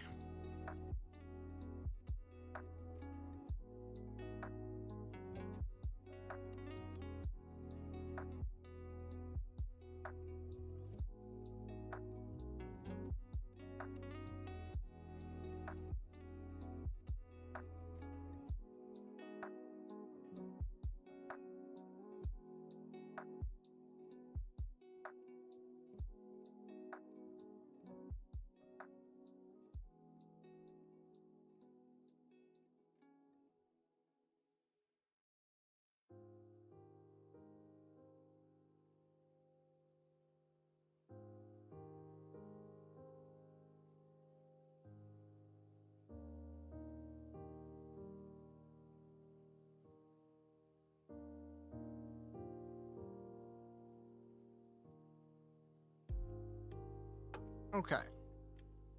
All right.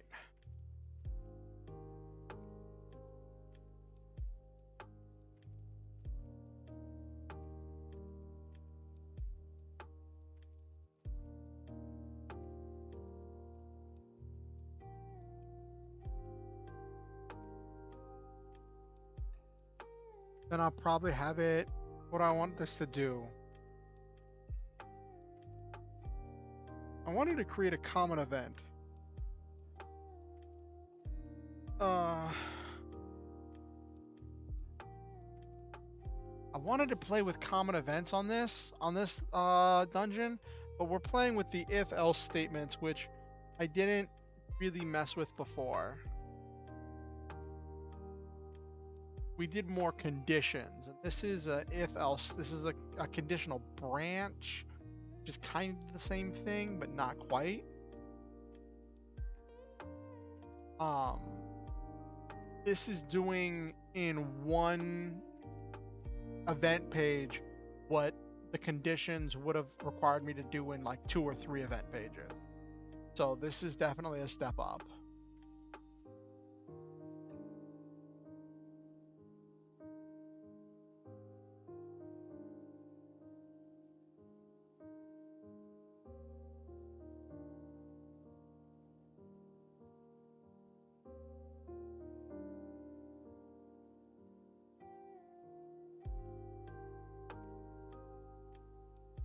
Red key 501.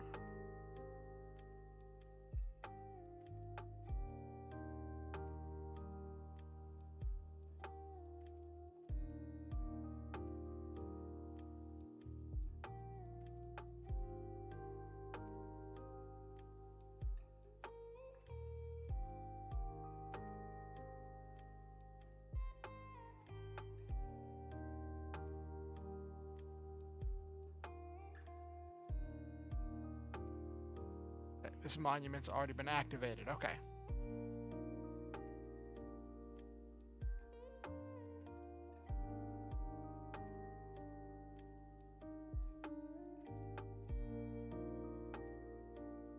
Okay. And then it turns on some kind of a switch.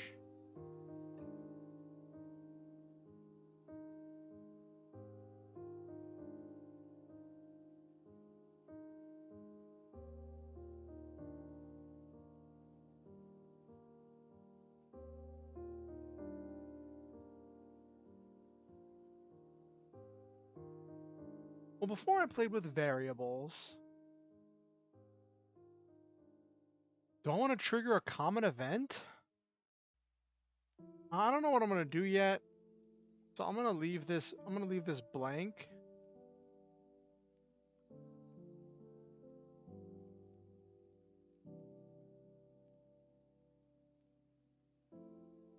Okay.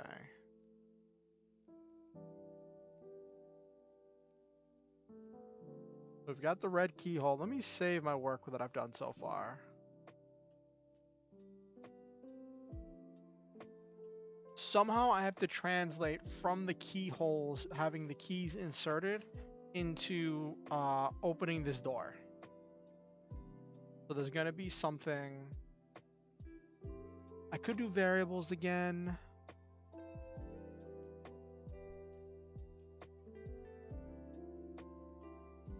could make that key thing into a common event.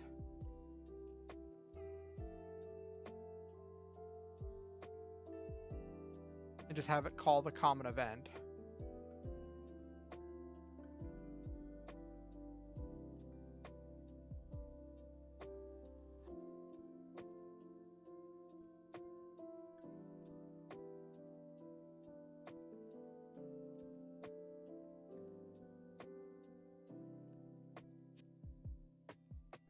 Okay.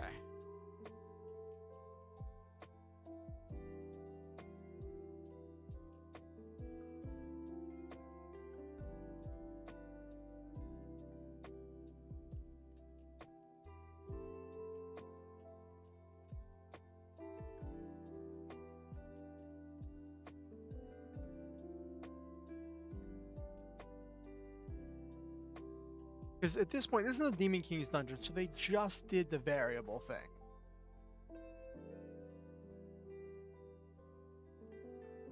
So we're gonna say,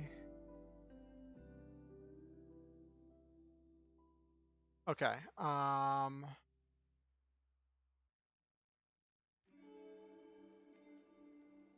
Demon King dungeon.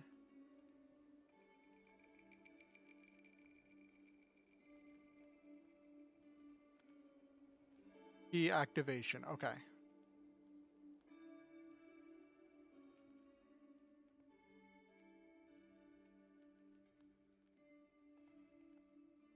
So we create a common event that just adds 1 to this constant.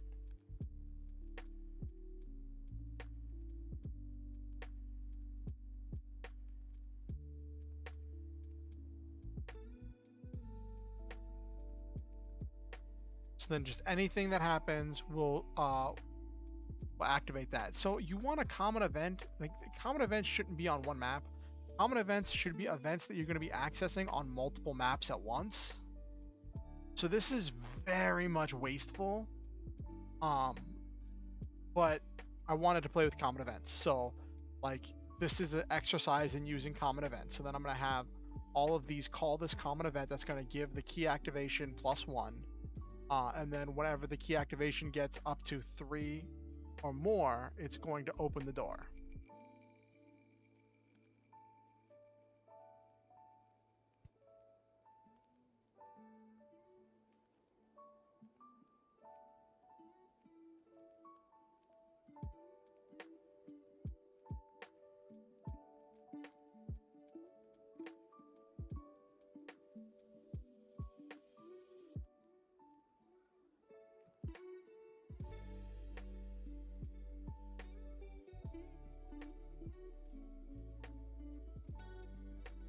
Okay.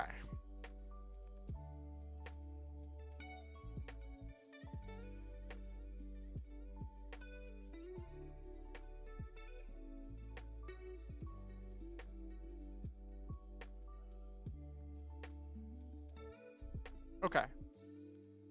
So that's 1.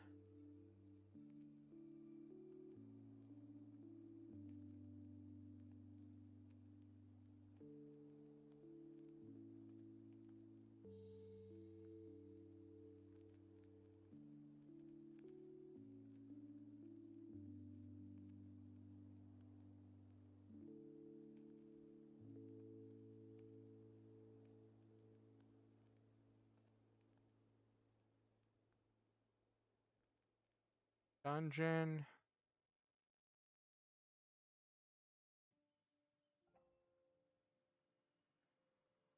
Door statue. Okay.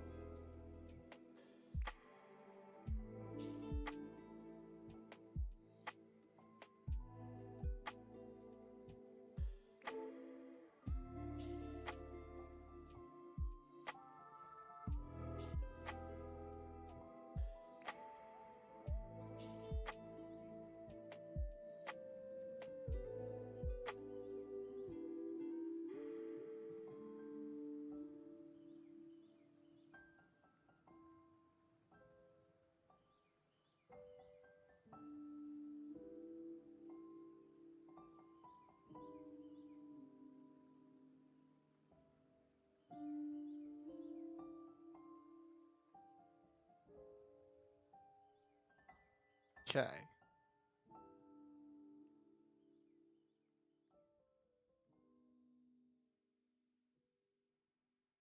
That's same as character, so that way they won't be able to walk through it.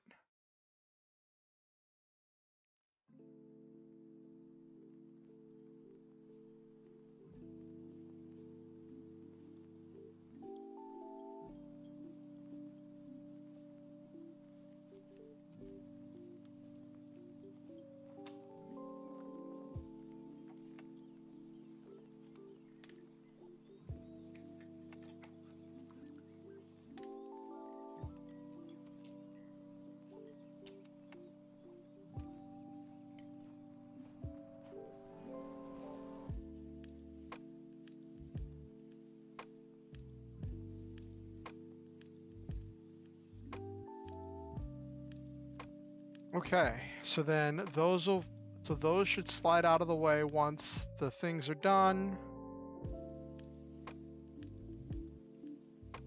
So the big question I had for tonight was, is this fun? And I feel like this can be fun, but it's not something I'm going to be doing constantly.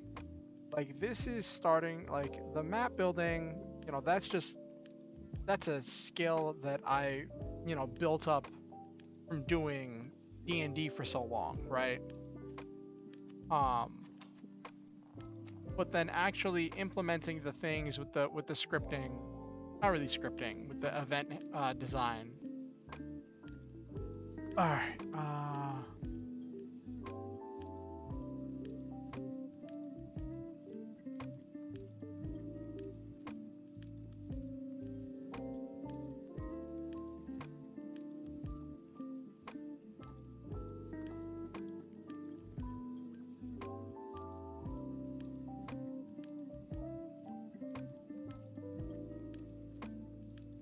Gonna run through this with no with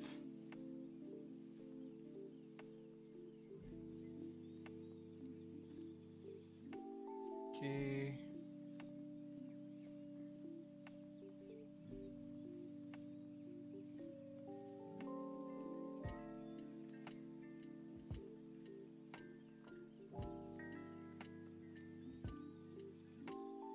It's fun when you start, but there can be less once you get to the nitpicky, once you get to the key parts.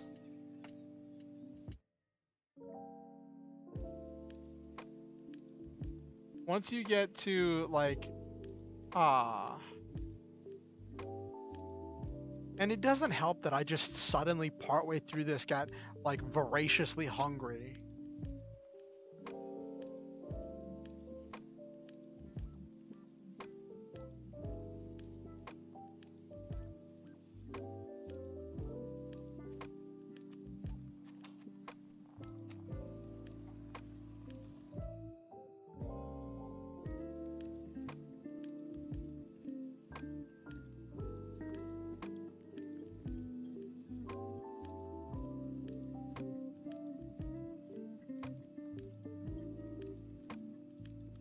Okay.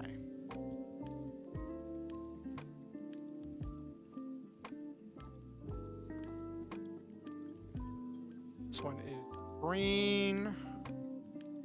Yep. All right.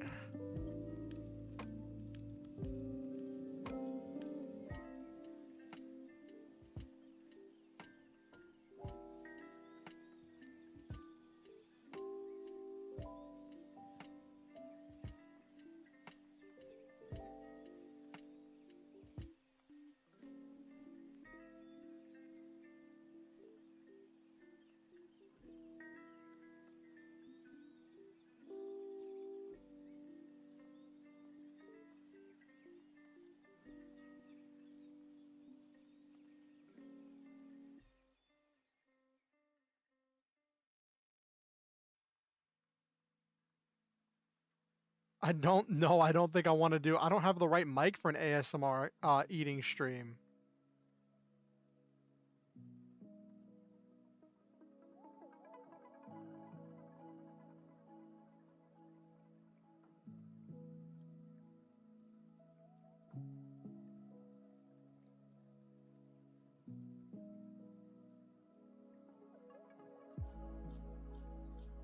Besides, I'd have to make the food, or I would just be microwaving some more vegan nuggies.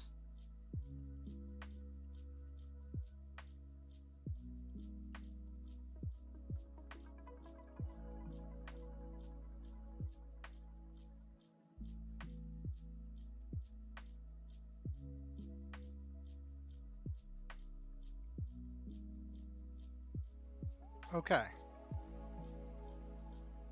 So now all the parts should be in place. I mean, I have to put some chests in here, but like there's a whole item store above this. All right.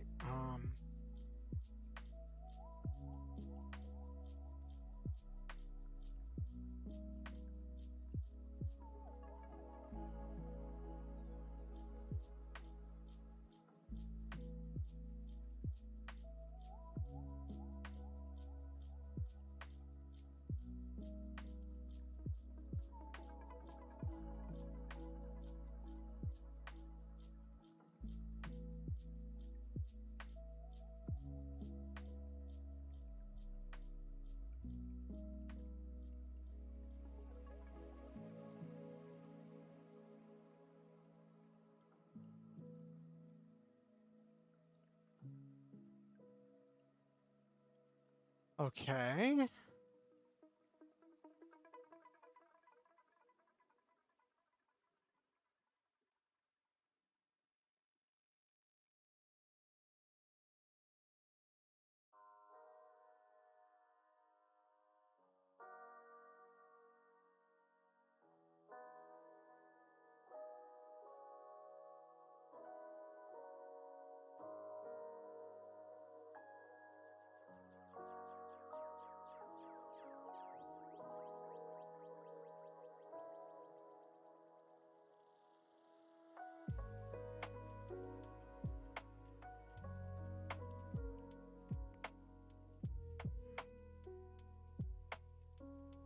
Okay.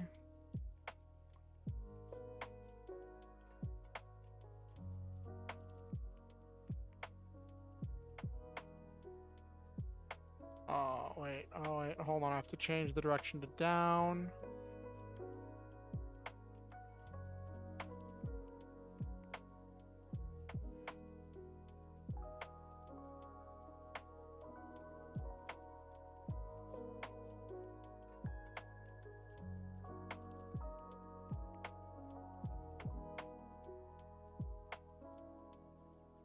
Okay. All right.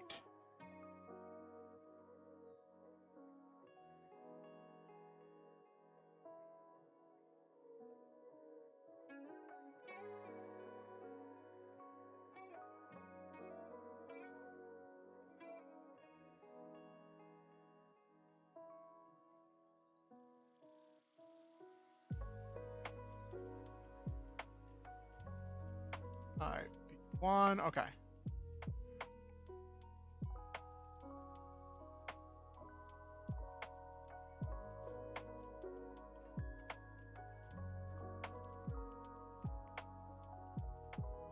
I wonder if that would be an interesting stream to do, kind of like an ASMR mukbang stream of me eating a whole bunch of like peanut butter ramen noodles. That would be interesting. It's not nearly on brand for me, and it's not even remotely connected to any of the things I stream about. But I just think it would be funny. Okay. Got that. Next.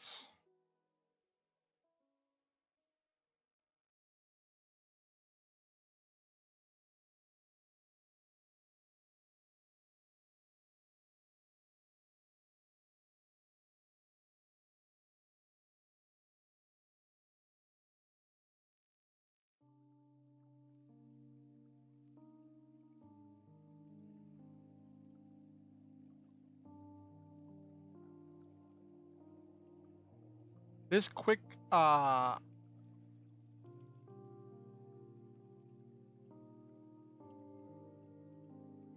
Where is this?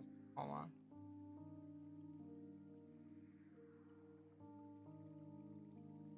No, that's not what I want. I want this to go a TikTok or a Twitch thing. You're probably right. You're probably right.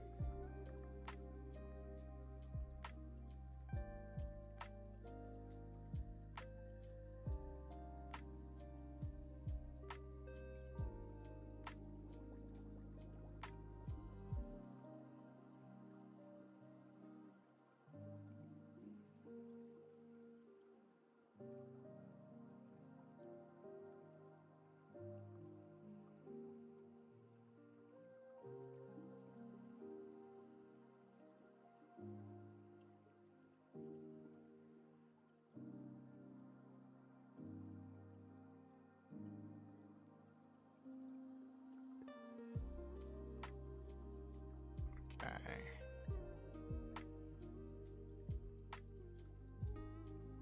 All right. Now this might be loud. Hopefully I fixed the volume on all of this. But let's run a test and see.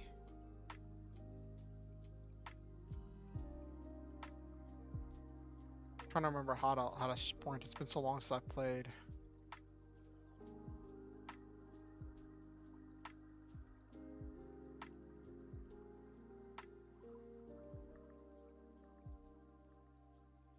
Good.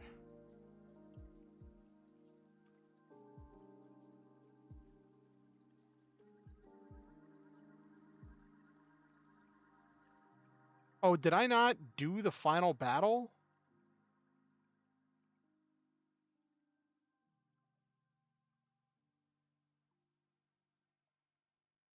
Oh, did I not do the final? I didn't save after the final battle? Not the final battle, the battle against the general. Well, this shouldn't take too long. Sure, we'll do a little fight here.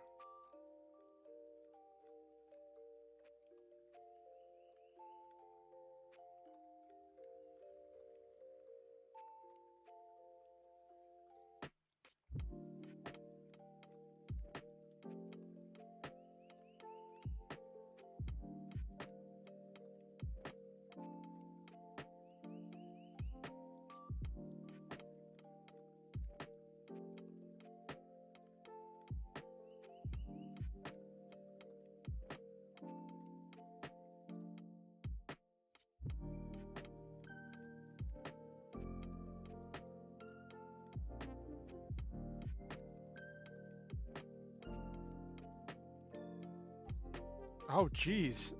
I might have Did I overdo it on this one?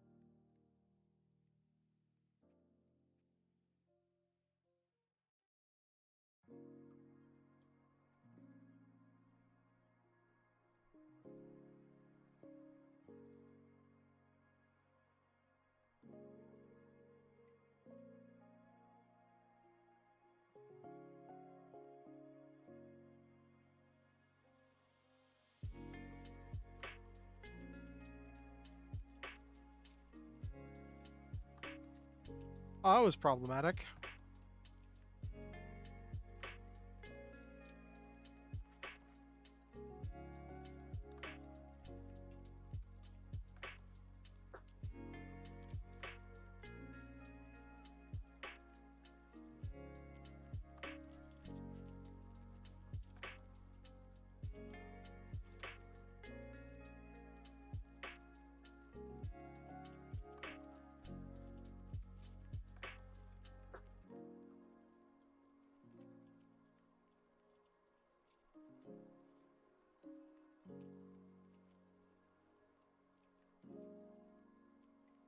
Alright, so what I'm doing here is I'm just doing this boss fight. I designed this last time I did this. I'd completely forgotten that I'd left off here.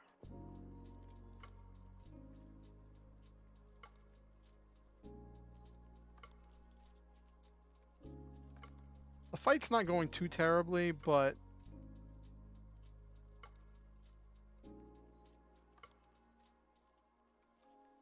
Ooh, sorry.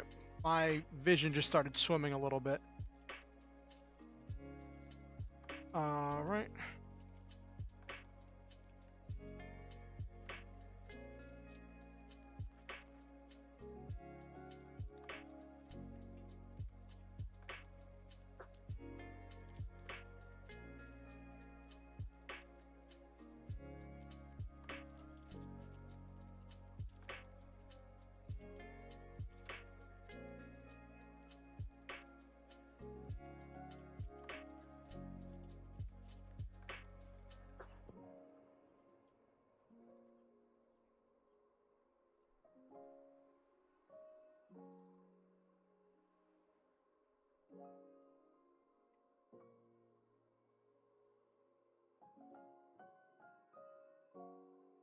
All that just to do 17 damage.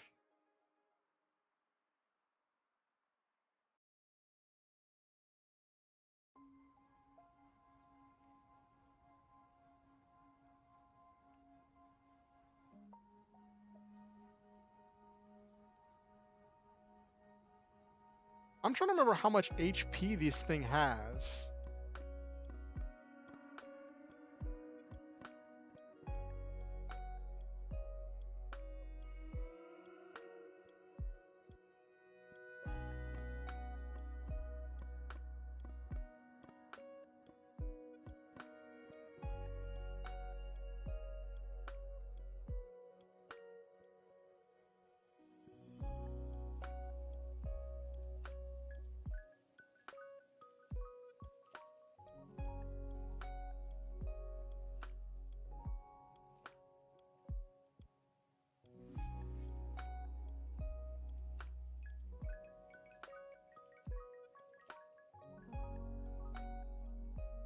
Ooh, that was decent.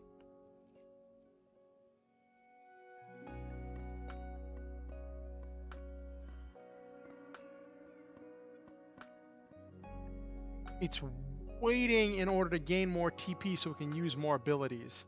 This is actually not a badly designed boss fight. Like, it's forcing me to use my resources.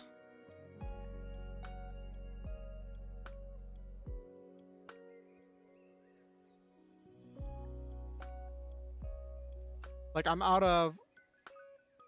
Yes, the last life point. That's exactly what's important.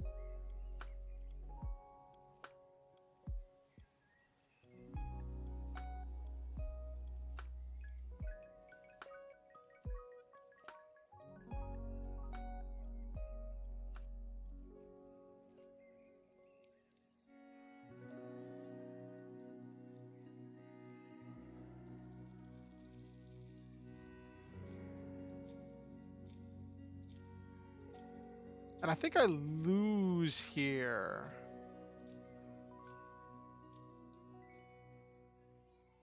Yeah, I do, because I have no way to gain more MP. Alright, we're gonna skip that.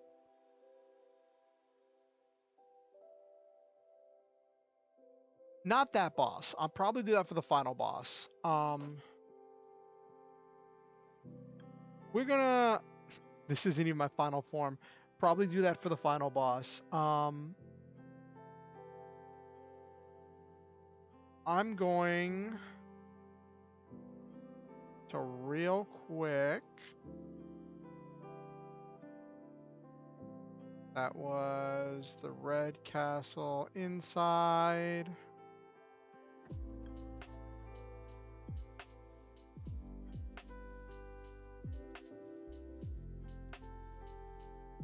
Gonna take out the Demon King fight. It's just so I can test it. I'll test the combat later. Right now I need to make sure that this mechanically works, that all of the doors and things work. So I just took out the boss fight because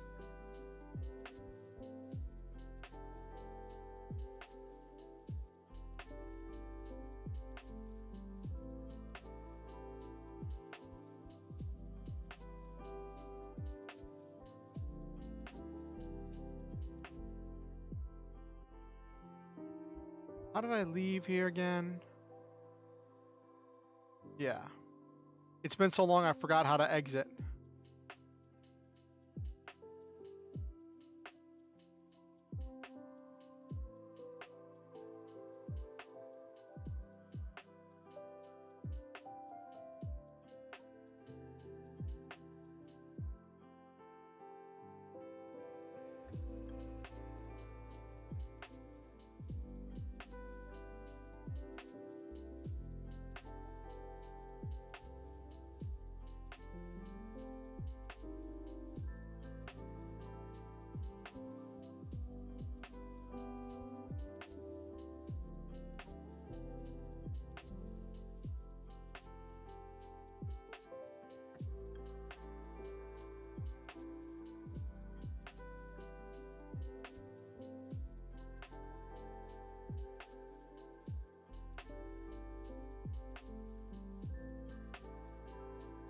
All right.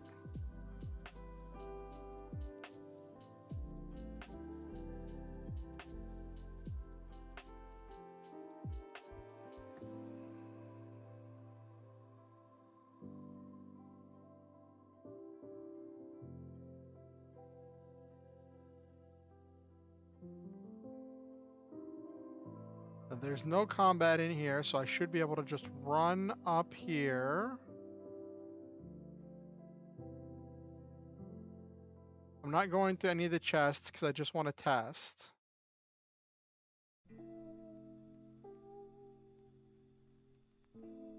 That looks a little bit weird. I'm gonna have to fix that because that looks really weird. Once the door opens, I'll have to get some kind of a different black background.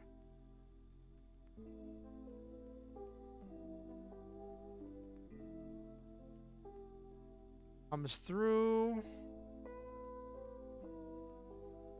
Gonna be a chest in there.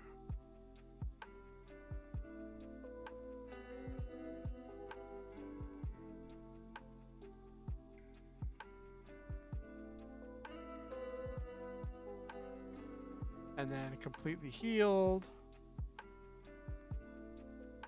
This just looks like a trap, but it's not, which is funny.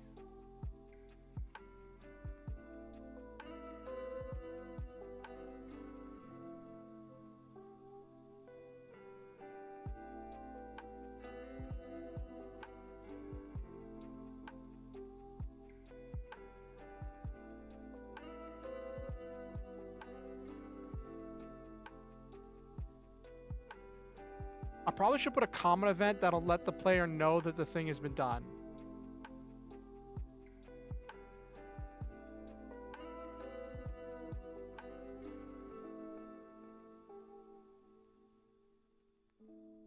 Did I not put a way to trigger these?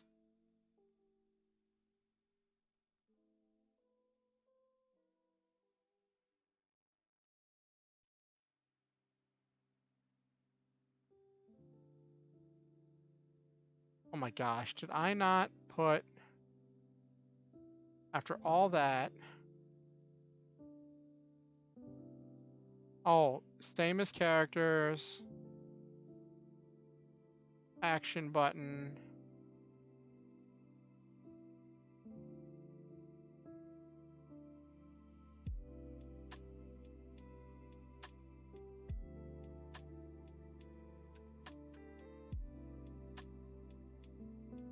All right, we're gonna wind down. I'll probably test this next stream.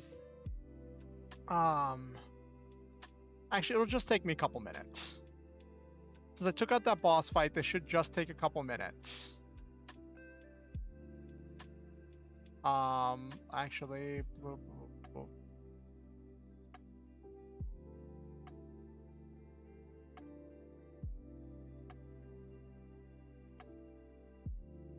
I'm gonna change this to 150 for testing purposes.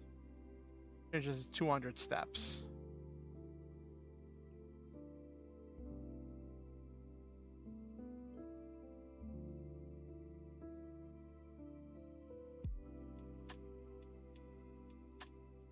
Okay. Just so I don't run into a fight on the way there.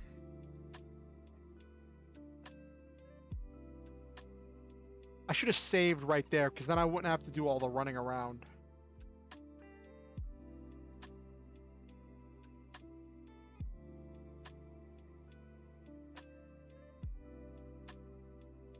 That shouldn't be a thing.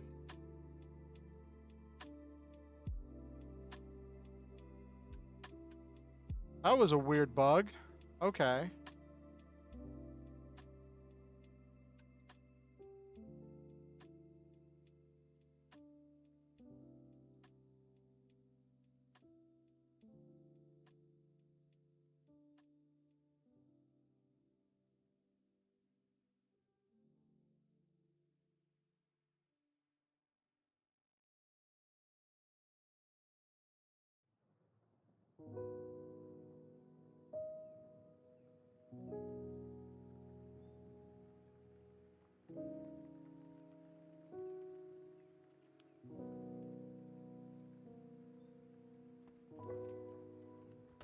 Okay.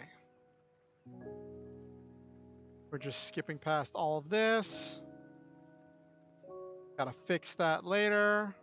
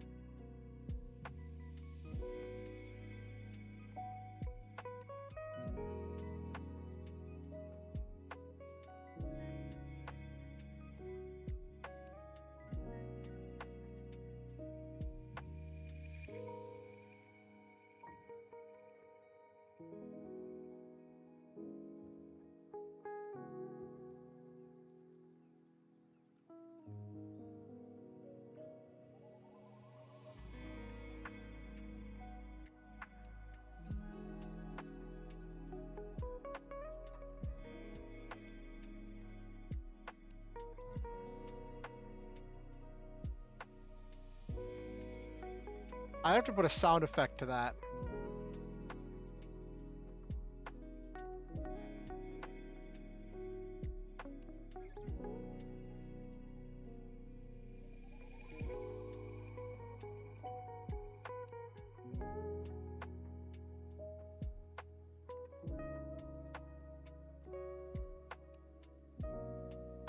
All right, place the artifact.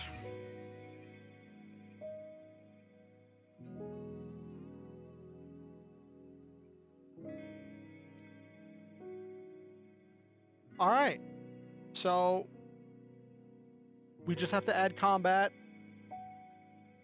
And once we add combat, the game is, I mean, combat, a couple things here and there, and then the game is more or less done. That's, I mean, there's some side stuff, some side quests I wanted to put in there, but that proved everything worked. This game has cutscenes. It has cutscenes. It has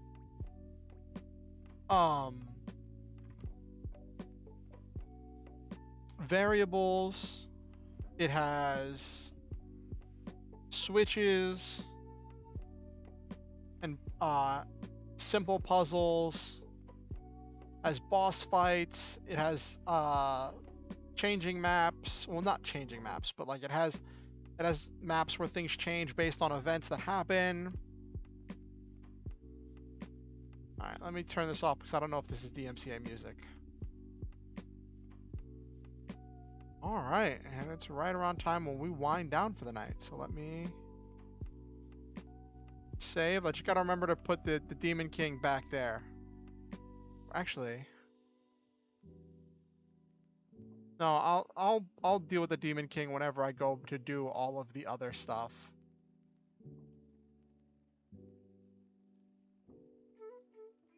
All right.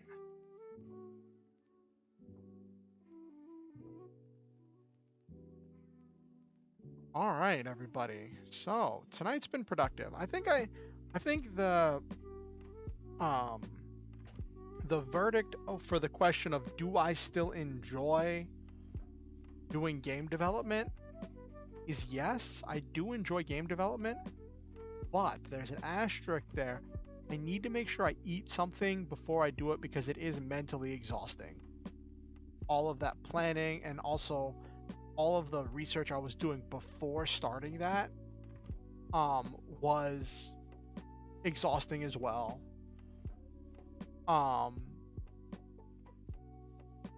And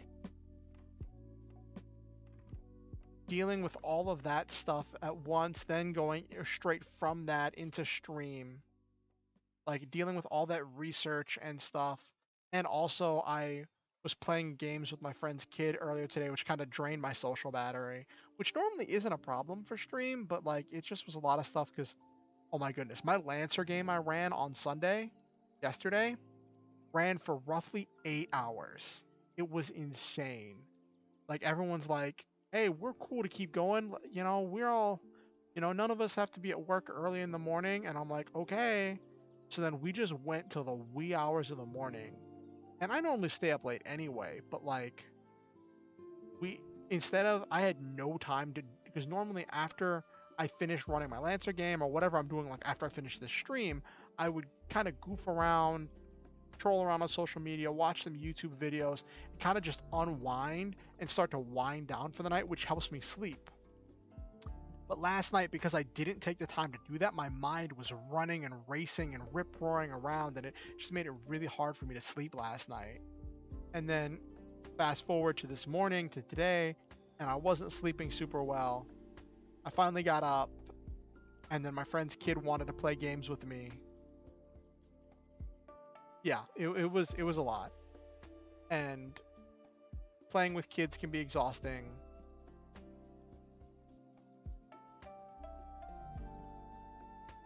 But yeah, the Lancer game was like this deep emotional and special moment that was like this really like the final scene of our last Lancer session was this deep emotional and special moment where three of the four characters were having this time to really reflect on everything they've been through and just to think about what their future might hold.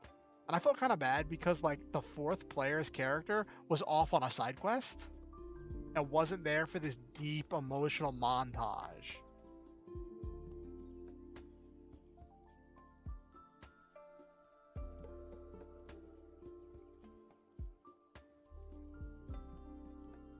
But my players ended up in this funny moral quandary, right?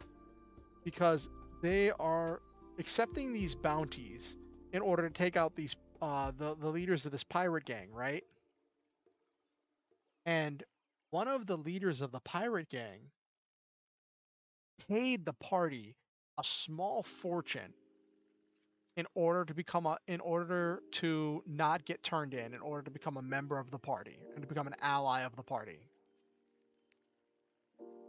So the players took that money, but they wanted to double dip a little bit. So they tried to cash in the bounty and say, hey, we totally removed them. They're totally not a threat. But they didn't turn in any evidence that the person was dead. They didn't try to claim the person that they said, hey, we were holding them and using them for information. And so the town was like, well, we're going to be out the money if we can't turn it into the big bad government corporation that pays the bounty, you have to hand them over to us at some point. We'll stick our neck out. We'll say, trust us, you can pay out some of the bounty money. If if that will have this person sooner or later, but we're gonna need this person eventually. And so now that's coming due. And the players are like, what do we do? And at some point they were just like, you know what? Heel turn. We're gonna be the villains. And I'm like, no. I don't know. I don't know if they're actually gonna do it. We ended on a cliffhanger with them, like, that's going to be where we pick up next week's session is going to be to see who has a plan in order to deal with this situation. And it should be pretty fun.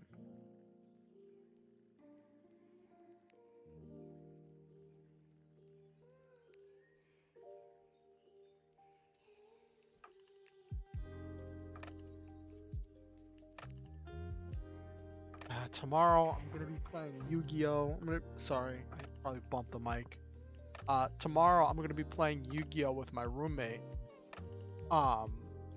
Which that should be interesting. I have a chance to test out a couple builds. I'm making some changes to my Machina deck. I added Rivalry of Warlords. I might splurge for Gozen match or something. I might start working on that E-Hero deck, or I'll build, because so my roommate bought these GX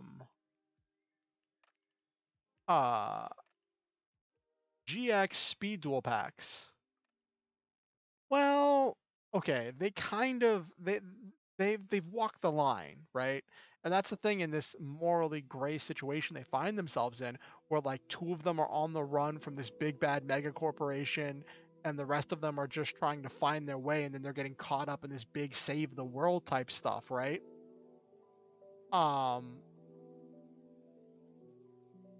And but yeah, accepting the bribe in order to let this leader of one of the pirate factions act as a member of the party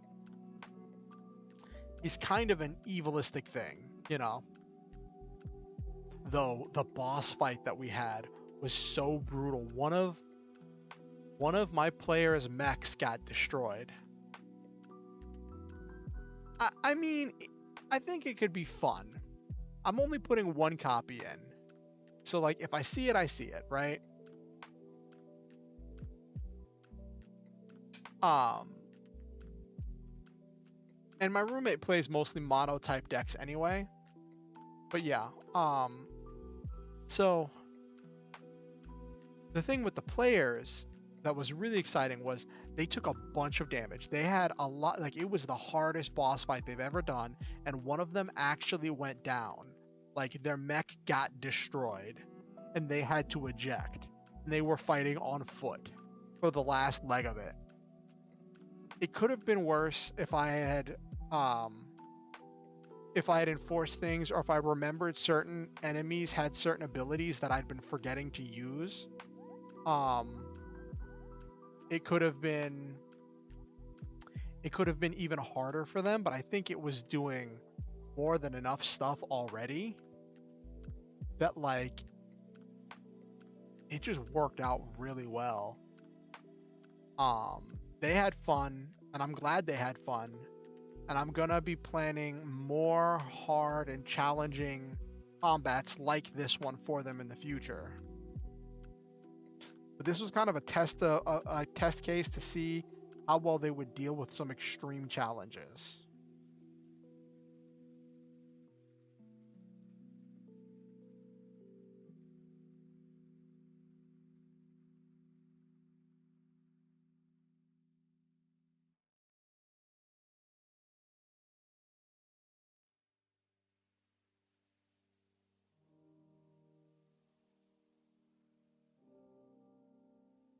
But yeah, so that's a thing.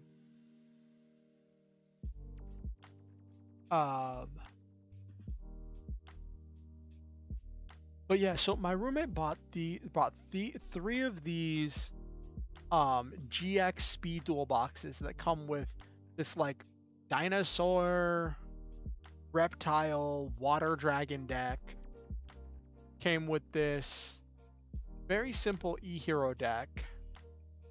Came with this Roid deck, and this one that was like the Thunder and Lightning Guardians from like the Labyrinth. So there were 4 decks, and in each one, and my roommate got 3, but my roommate only wanted 1 and gave me the other 3 decks. So I'm just like, I guess I'm building these other 3 decks now. I ordered a bunch of these like low-level, weaker e-hero fusions.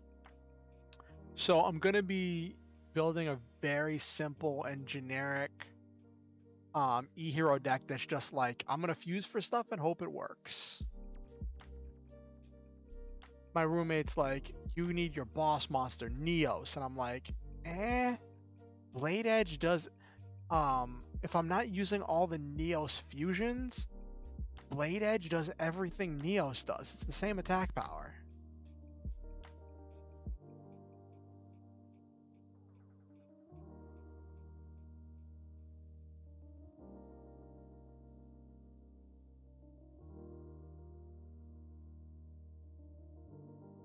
So that's going to be fun.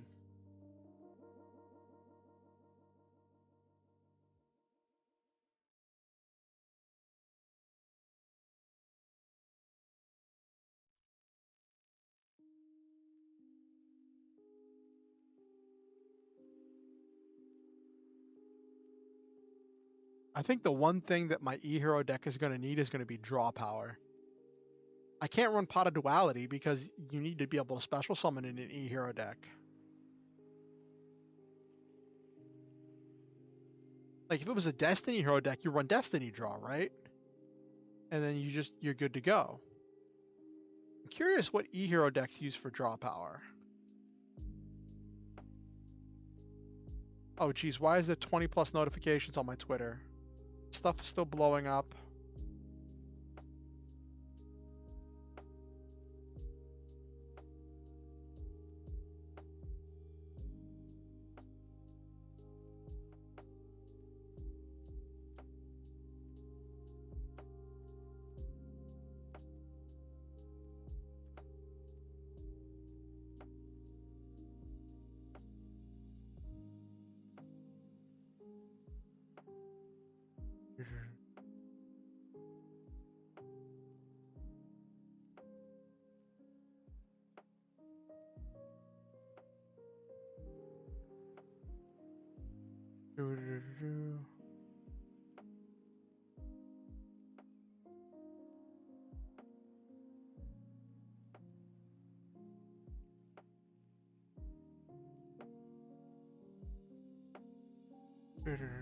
Using books. Okay.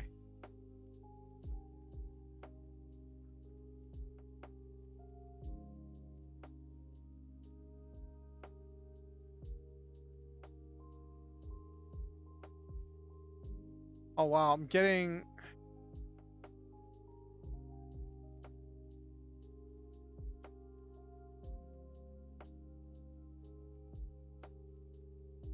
There's so many responses on this. Like, it's a hit tweet.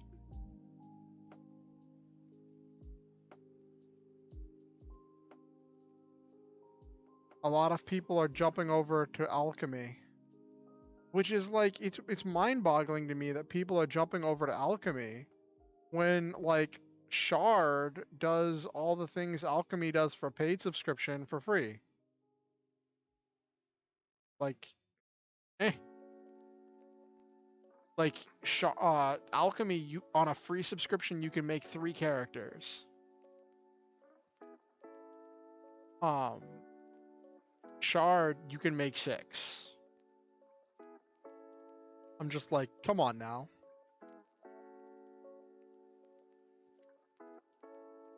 But alchemy does have more tools for like keeping track of lore and stuff for world building, but we use a Facebook group for all of our lore documents.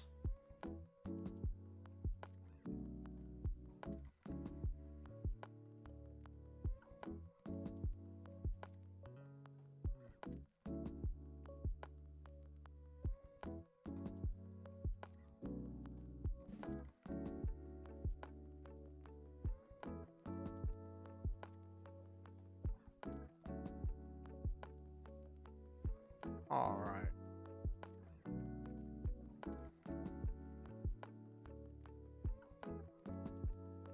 Someone just posted on Twitter is like, Tachikaze players, the time has come. Any fun Anger Blade deck lists for me to try? And I'm like, my first thought was, oh, Tachikaze is still a thing. Then I'm like, oh, that's premium because Tachikaze is not a thing in standard.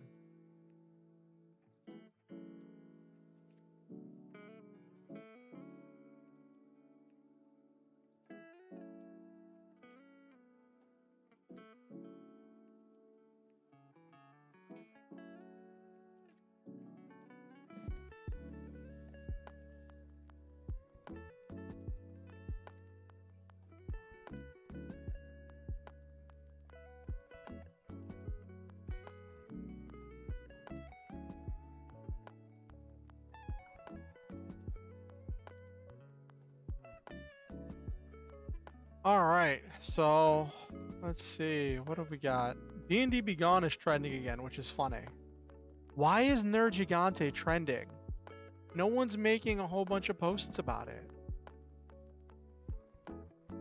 Like, there has been no, like, major posts about it. One person made a joke 6 hours ago. But, like...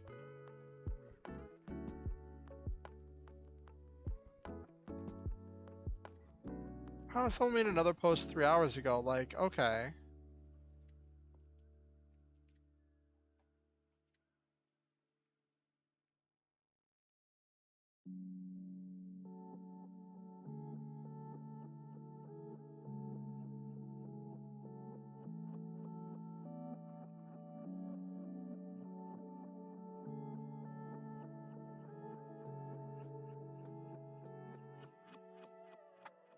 Yeah, people are commenting on Nerd Gigante trending.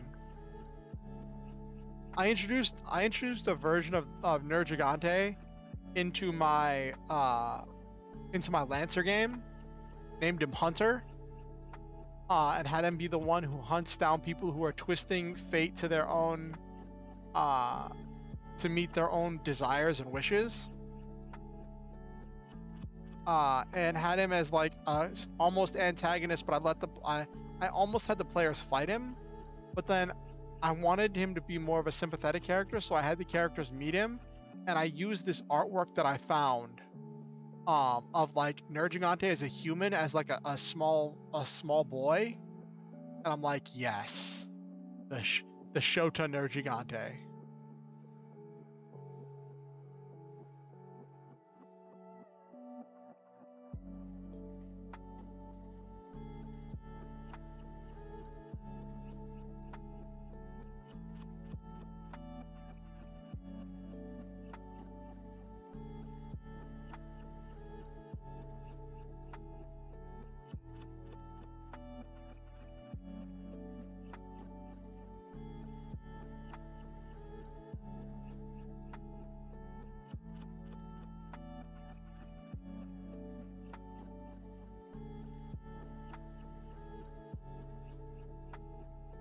I don't get it.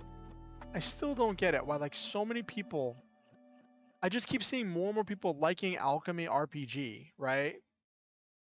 And I'm like, that free third-party producing content is like... Third-party publisher content is only free, air quotes, free, if you have the paid subscription, and the paid subscription is only free for 90 days. So, like... Eh.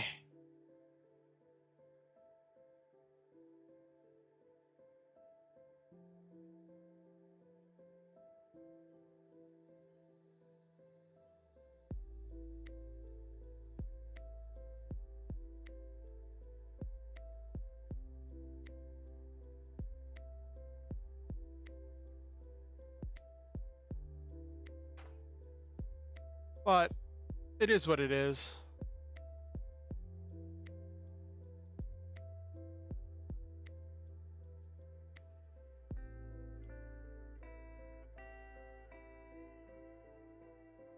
Let me look something up actually.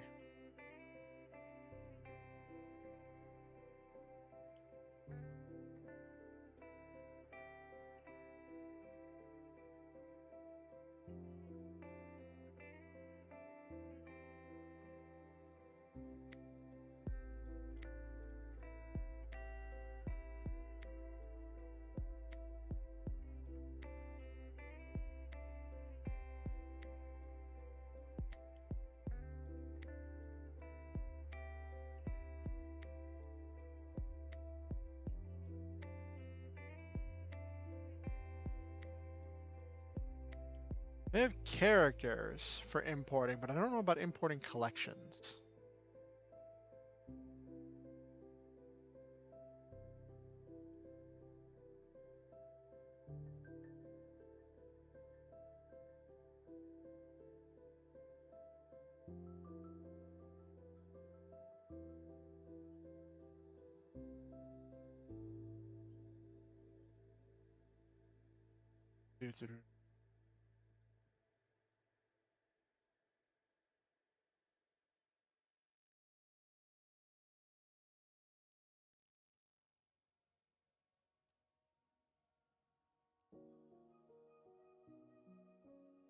All right, so let's start to call it out. I'm feeling better.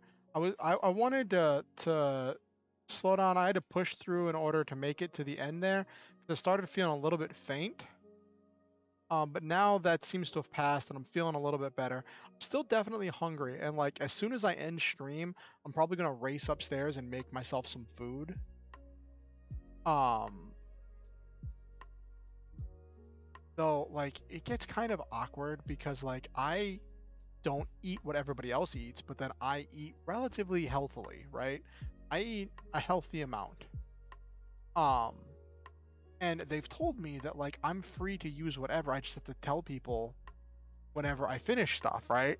Everyone said, "Yeah, you're free to use this. You can use this. You can use that," right? And like, but then I use stuff, and then people are surprised it's gone, and I'm just like, I ate it. I I I don't know. Like you said, I could eat it. Like, and it's funny. It's funny how that works.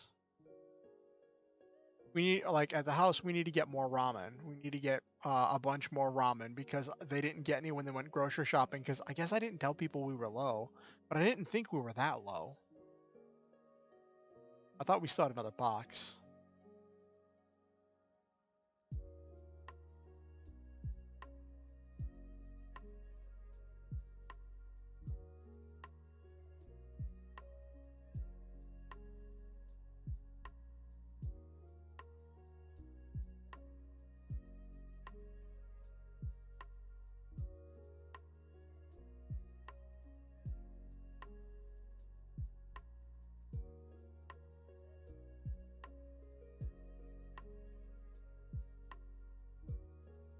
Ugh.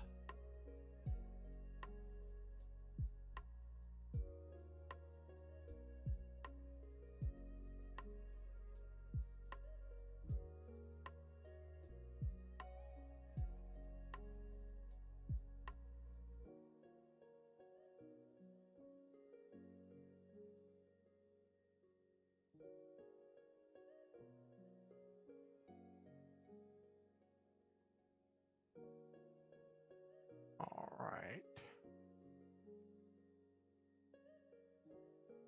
Oh.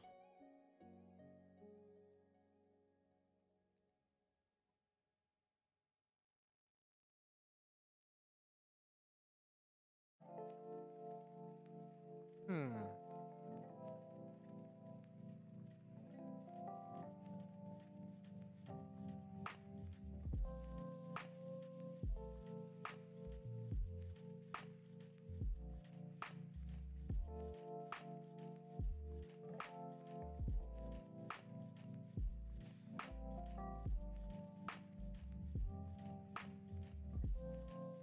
Do-do-do-do-do.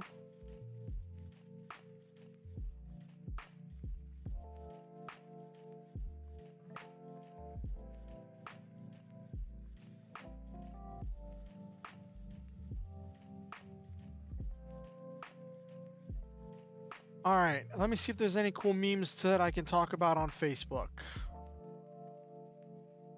before we close up for the night. We see Nergigante is trending. The OGL is trending.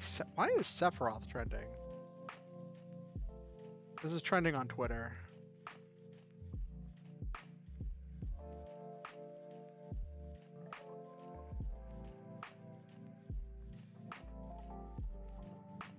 Mario and Luigi versus Sephiroth?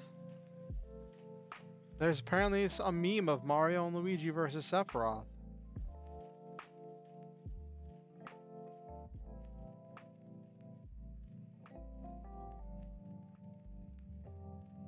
Why is there a meme of Sephiroth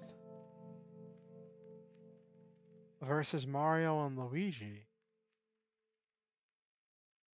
Chat, can you tell me why there's a meme of why it's just a meme of people talking about what's gonna happen in Sephiroth versus Mario and Luigi?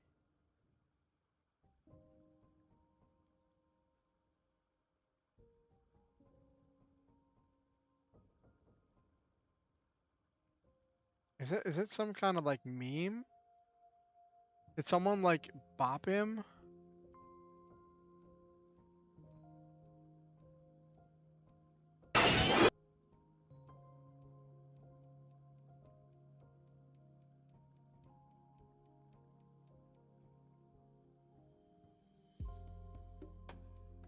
What in the world?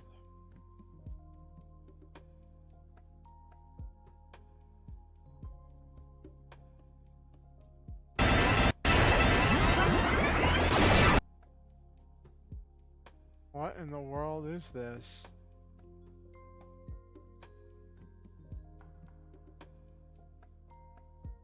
I have no idea what I'm looking at.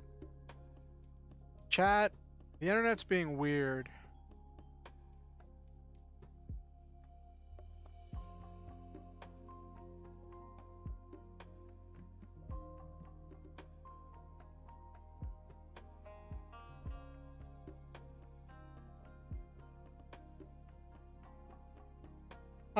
When I stop talking and realize my therapist hasn't said anything in a while.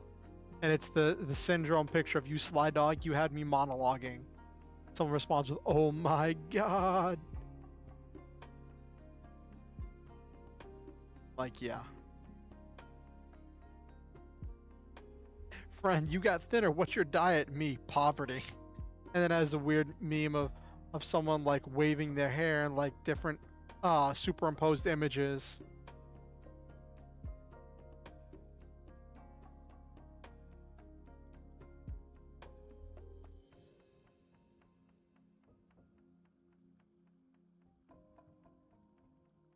Ooh, this is funny. Poems and jokes. I like writing because it is one of the cheapest hobbies besides clapping. That is true. I mean, you do want to get access to resources for research for writing. Speaking of which, you're probably going to do some writing tonight.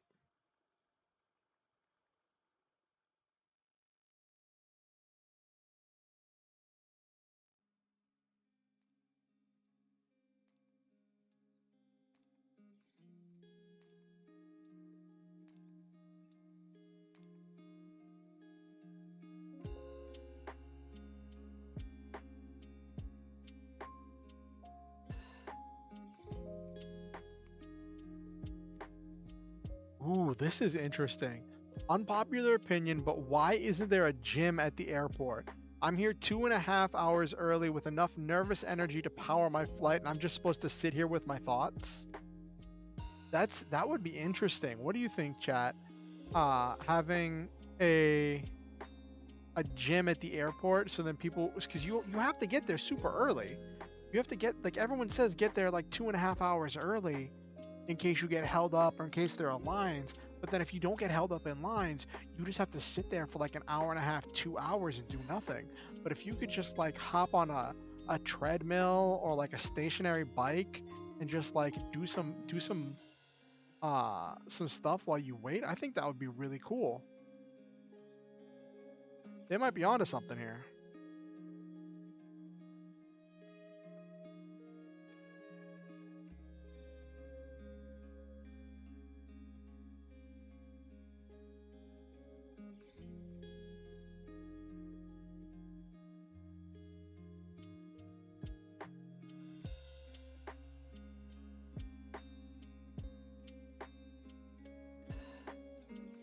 This is a good meme. If you enjoyed the time you wasted, then it is not a waste of time.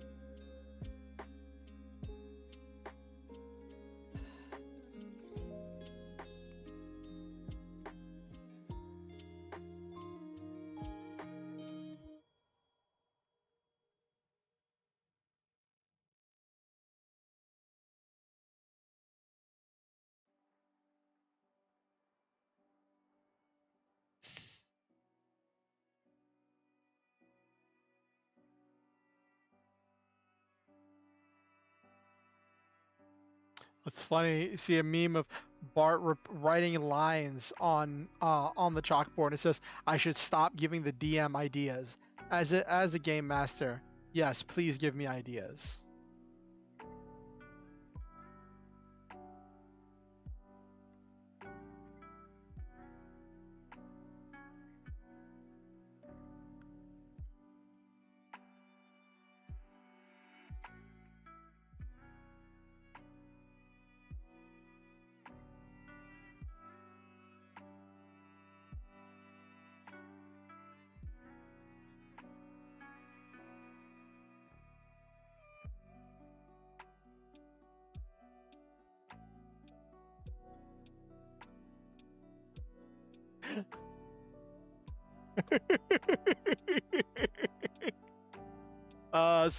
This meme somebody shared about like of all the terrible ways to be woken up, I think "Mommy, my fart is on the floor" takes the cake.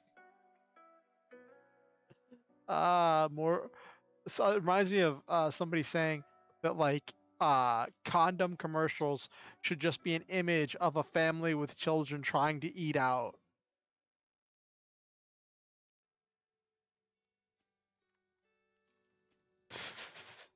Boss dropped out of a Zoom meeting because his cat has learned how to unplug the desktop computer when he's hungry.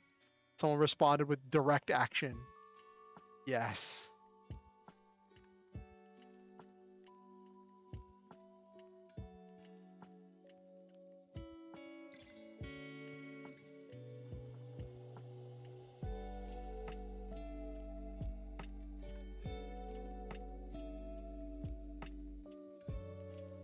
This is kind of wholesome.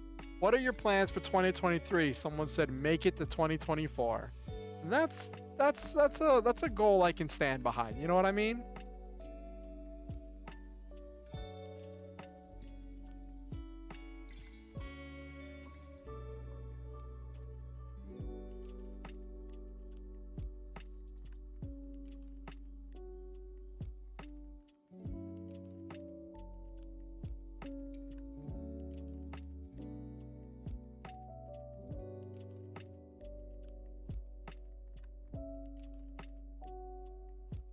My friend tells her kids that her engine won't start until her car hears the seatbelts go click.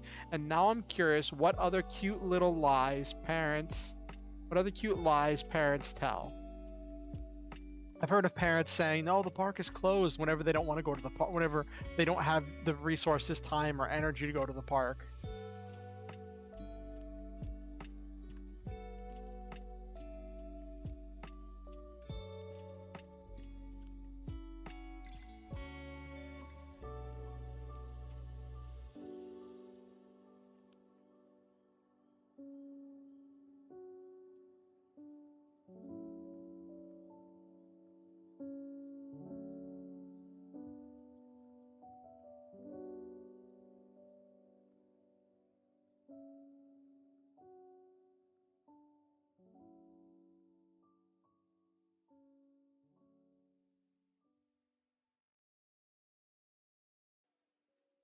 Uh-huh.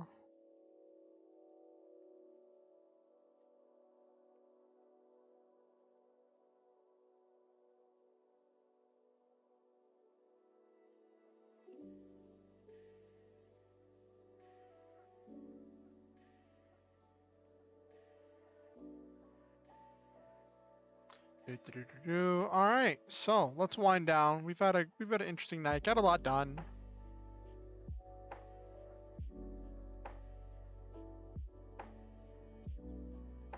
All right, so tonight's been a fun night. We talked a lot about D&D and about virtual tabletops and about Twitter and about memes, um, and about gaming. Got a lot of work done on my video game that I'm making with RPG Maker. It's mostly done. I just have to put in a few more frills and side things here and there, and I have to actually balance the combat. I think that's going to be the biggest thing, is balancing the combat. And I want to make sure I do that before we delve into the actual game I want to make for public consumption. And in order to do that, it's going to take a lot of doing to effectively balance the combat. There's a lot of moving pieces when it comes to balancing combat, and I don't think there's going to be any easy way to do it, except for just to do it. A lot of trial and error. Yeah. Oh my gosh. Tired and I'm hungry. That also didn't help that I started feeling faint partway through the stream. But yeah. So let's say the good nights. As everyone knows, I like to end my streams with some kind of positivity and words of affirmation. So I say to Okusen, to Silva, to Nabiru, to anyone else who watched the stream and lurked in the background, to anyone who's watching the VOD, I want to say I love all of you and I believe in each and every one of you. I think that you all have a wonderful and unique, one-of-a-kind energy that only you can bring to everything you do. I believe that you make this world a better place just by being in it, and every day I'm grateful to live in a world with you in it. I think that you are wonderful, outstanding, and truly a unique, precious treasure. I want to say thank you for giving me your time and your eyeballs, for watching my stream, for being a part of chat, for being a part of this community, for being a star hunter. And remember the Star Hunter motto: to shoot for the stars, have wonderful adventures, live your dreams, and always stop to enjoy the memes. I ask that you could like the stream. It helps the algorithm with recommending it to other people. Also, if you have any comment, if you're watching the VOD and you have any comments, suggestions, thoughts, questions, ideas, substitutions, things that you think would be good, feel free to leave them as a comment. As long as you're not banned, I will read them, and I may not respond to all of them. I may not react to all of them. I may not follow up on all of them, but I do read them all as long as you're not banned, because then I literally can't. So thank you for watching. Also, if you want to keep up with what I'm doing here on YouTube, you should subscribe and ding the notification bell. I'll let you know whenever I go live and when I release any new content. I know I've said this like the last 50 times, but there is actually content in the works. It's going to be way old and out of date, but I want to see how it comes out. And if you want to keep up with what I'm doing outside of YouTube, you can follow me on Twitter or join my Discord. Links to both of those are in the description below. Please always remember, you never have to give money or donate or pay to be a part of this community. Your attention, your time, and your energy are payment enough. But if you ever feel motivated to donate to improve the stream or to improve my life, there are links where you can do that in the description down below. Have yourselves a wonderful night. Next stream should be Friday, because I have Lance for this tomorrow. So next stream should be Friday, 8:30 p.m. Eastern Time. Have yourselves a good night.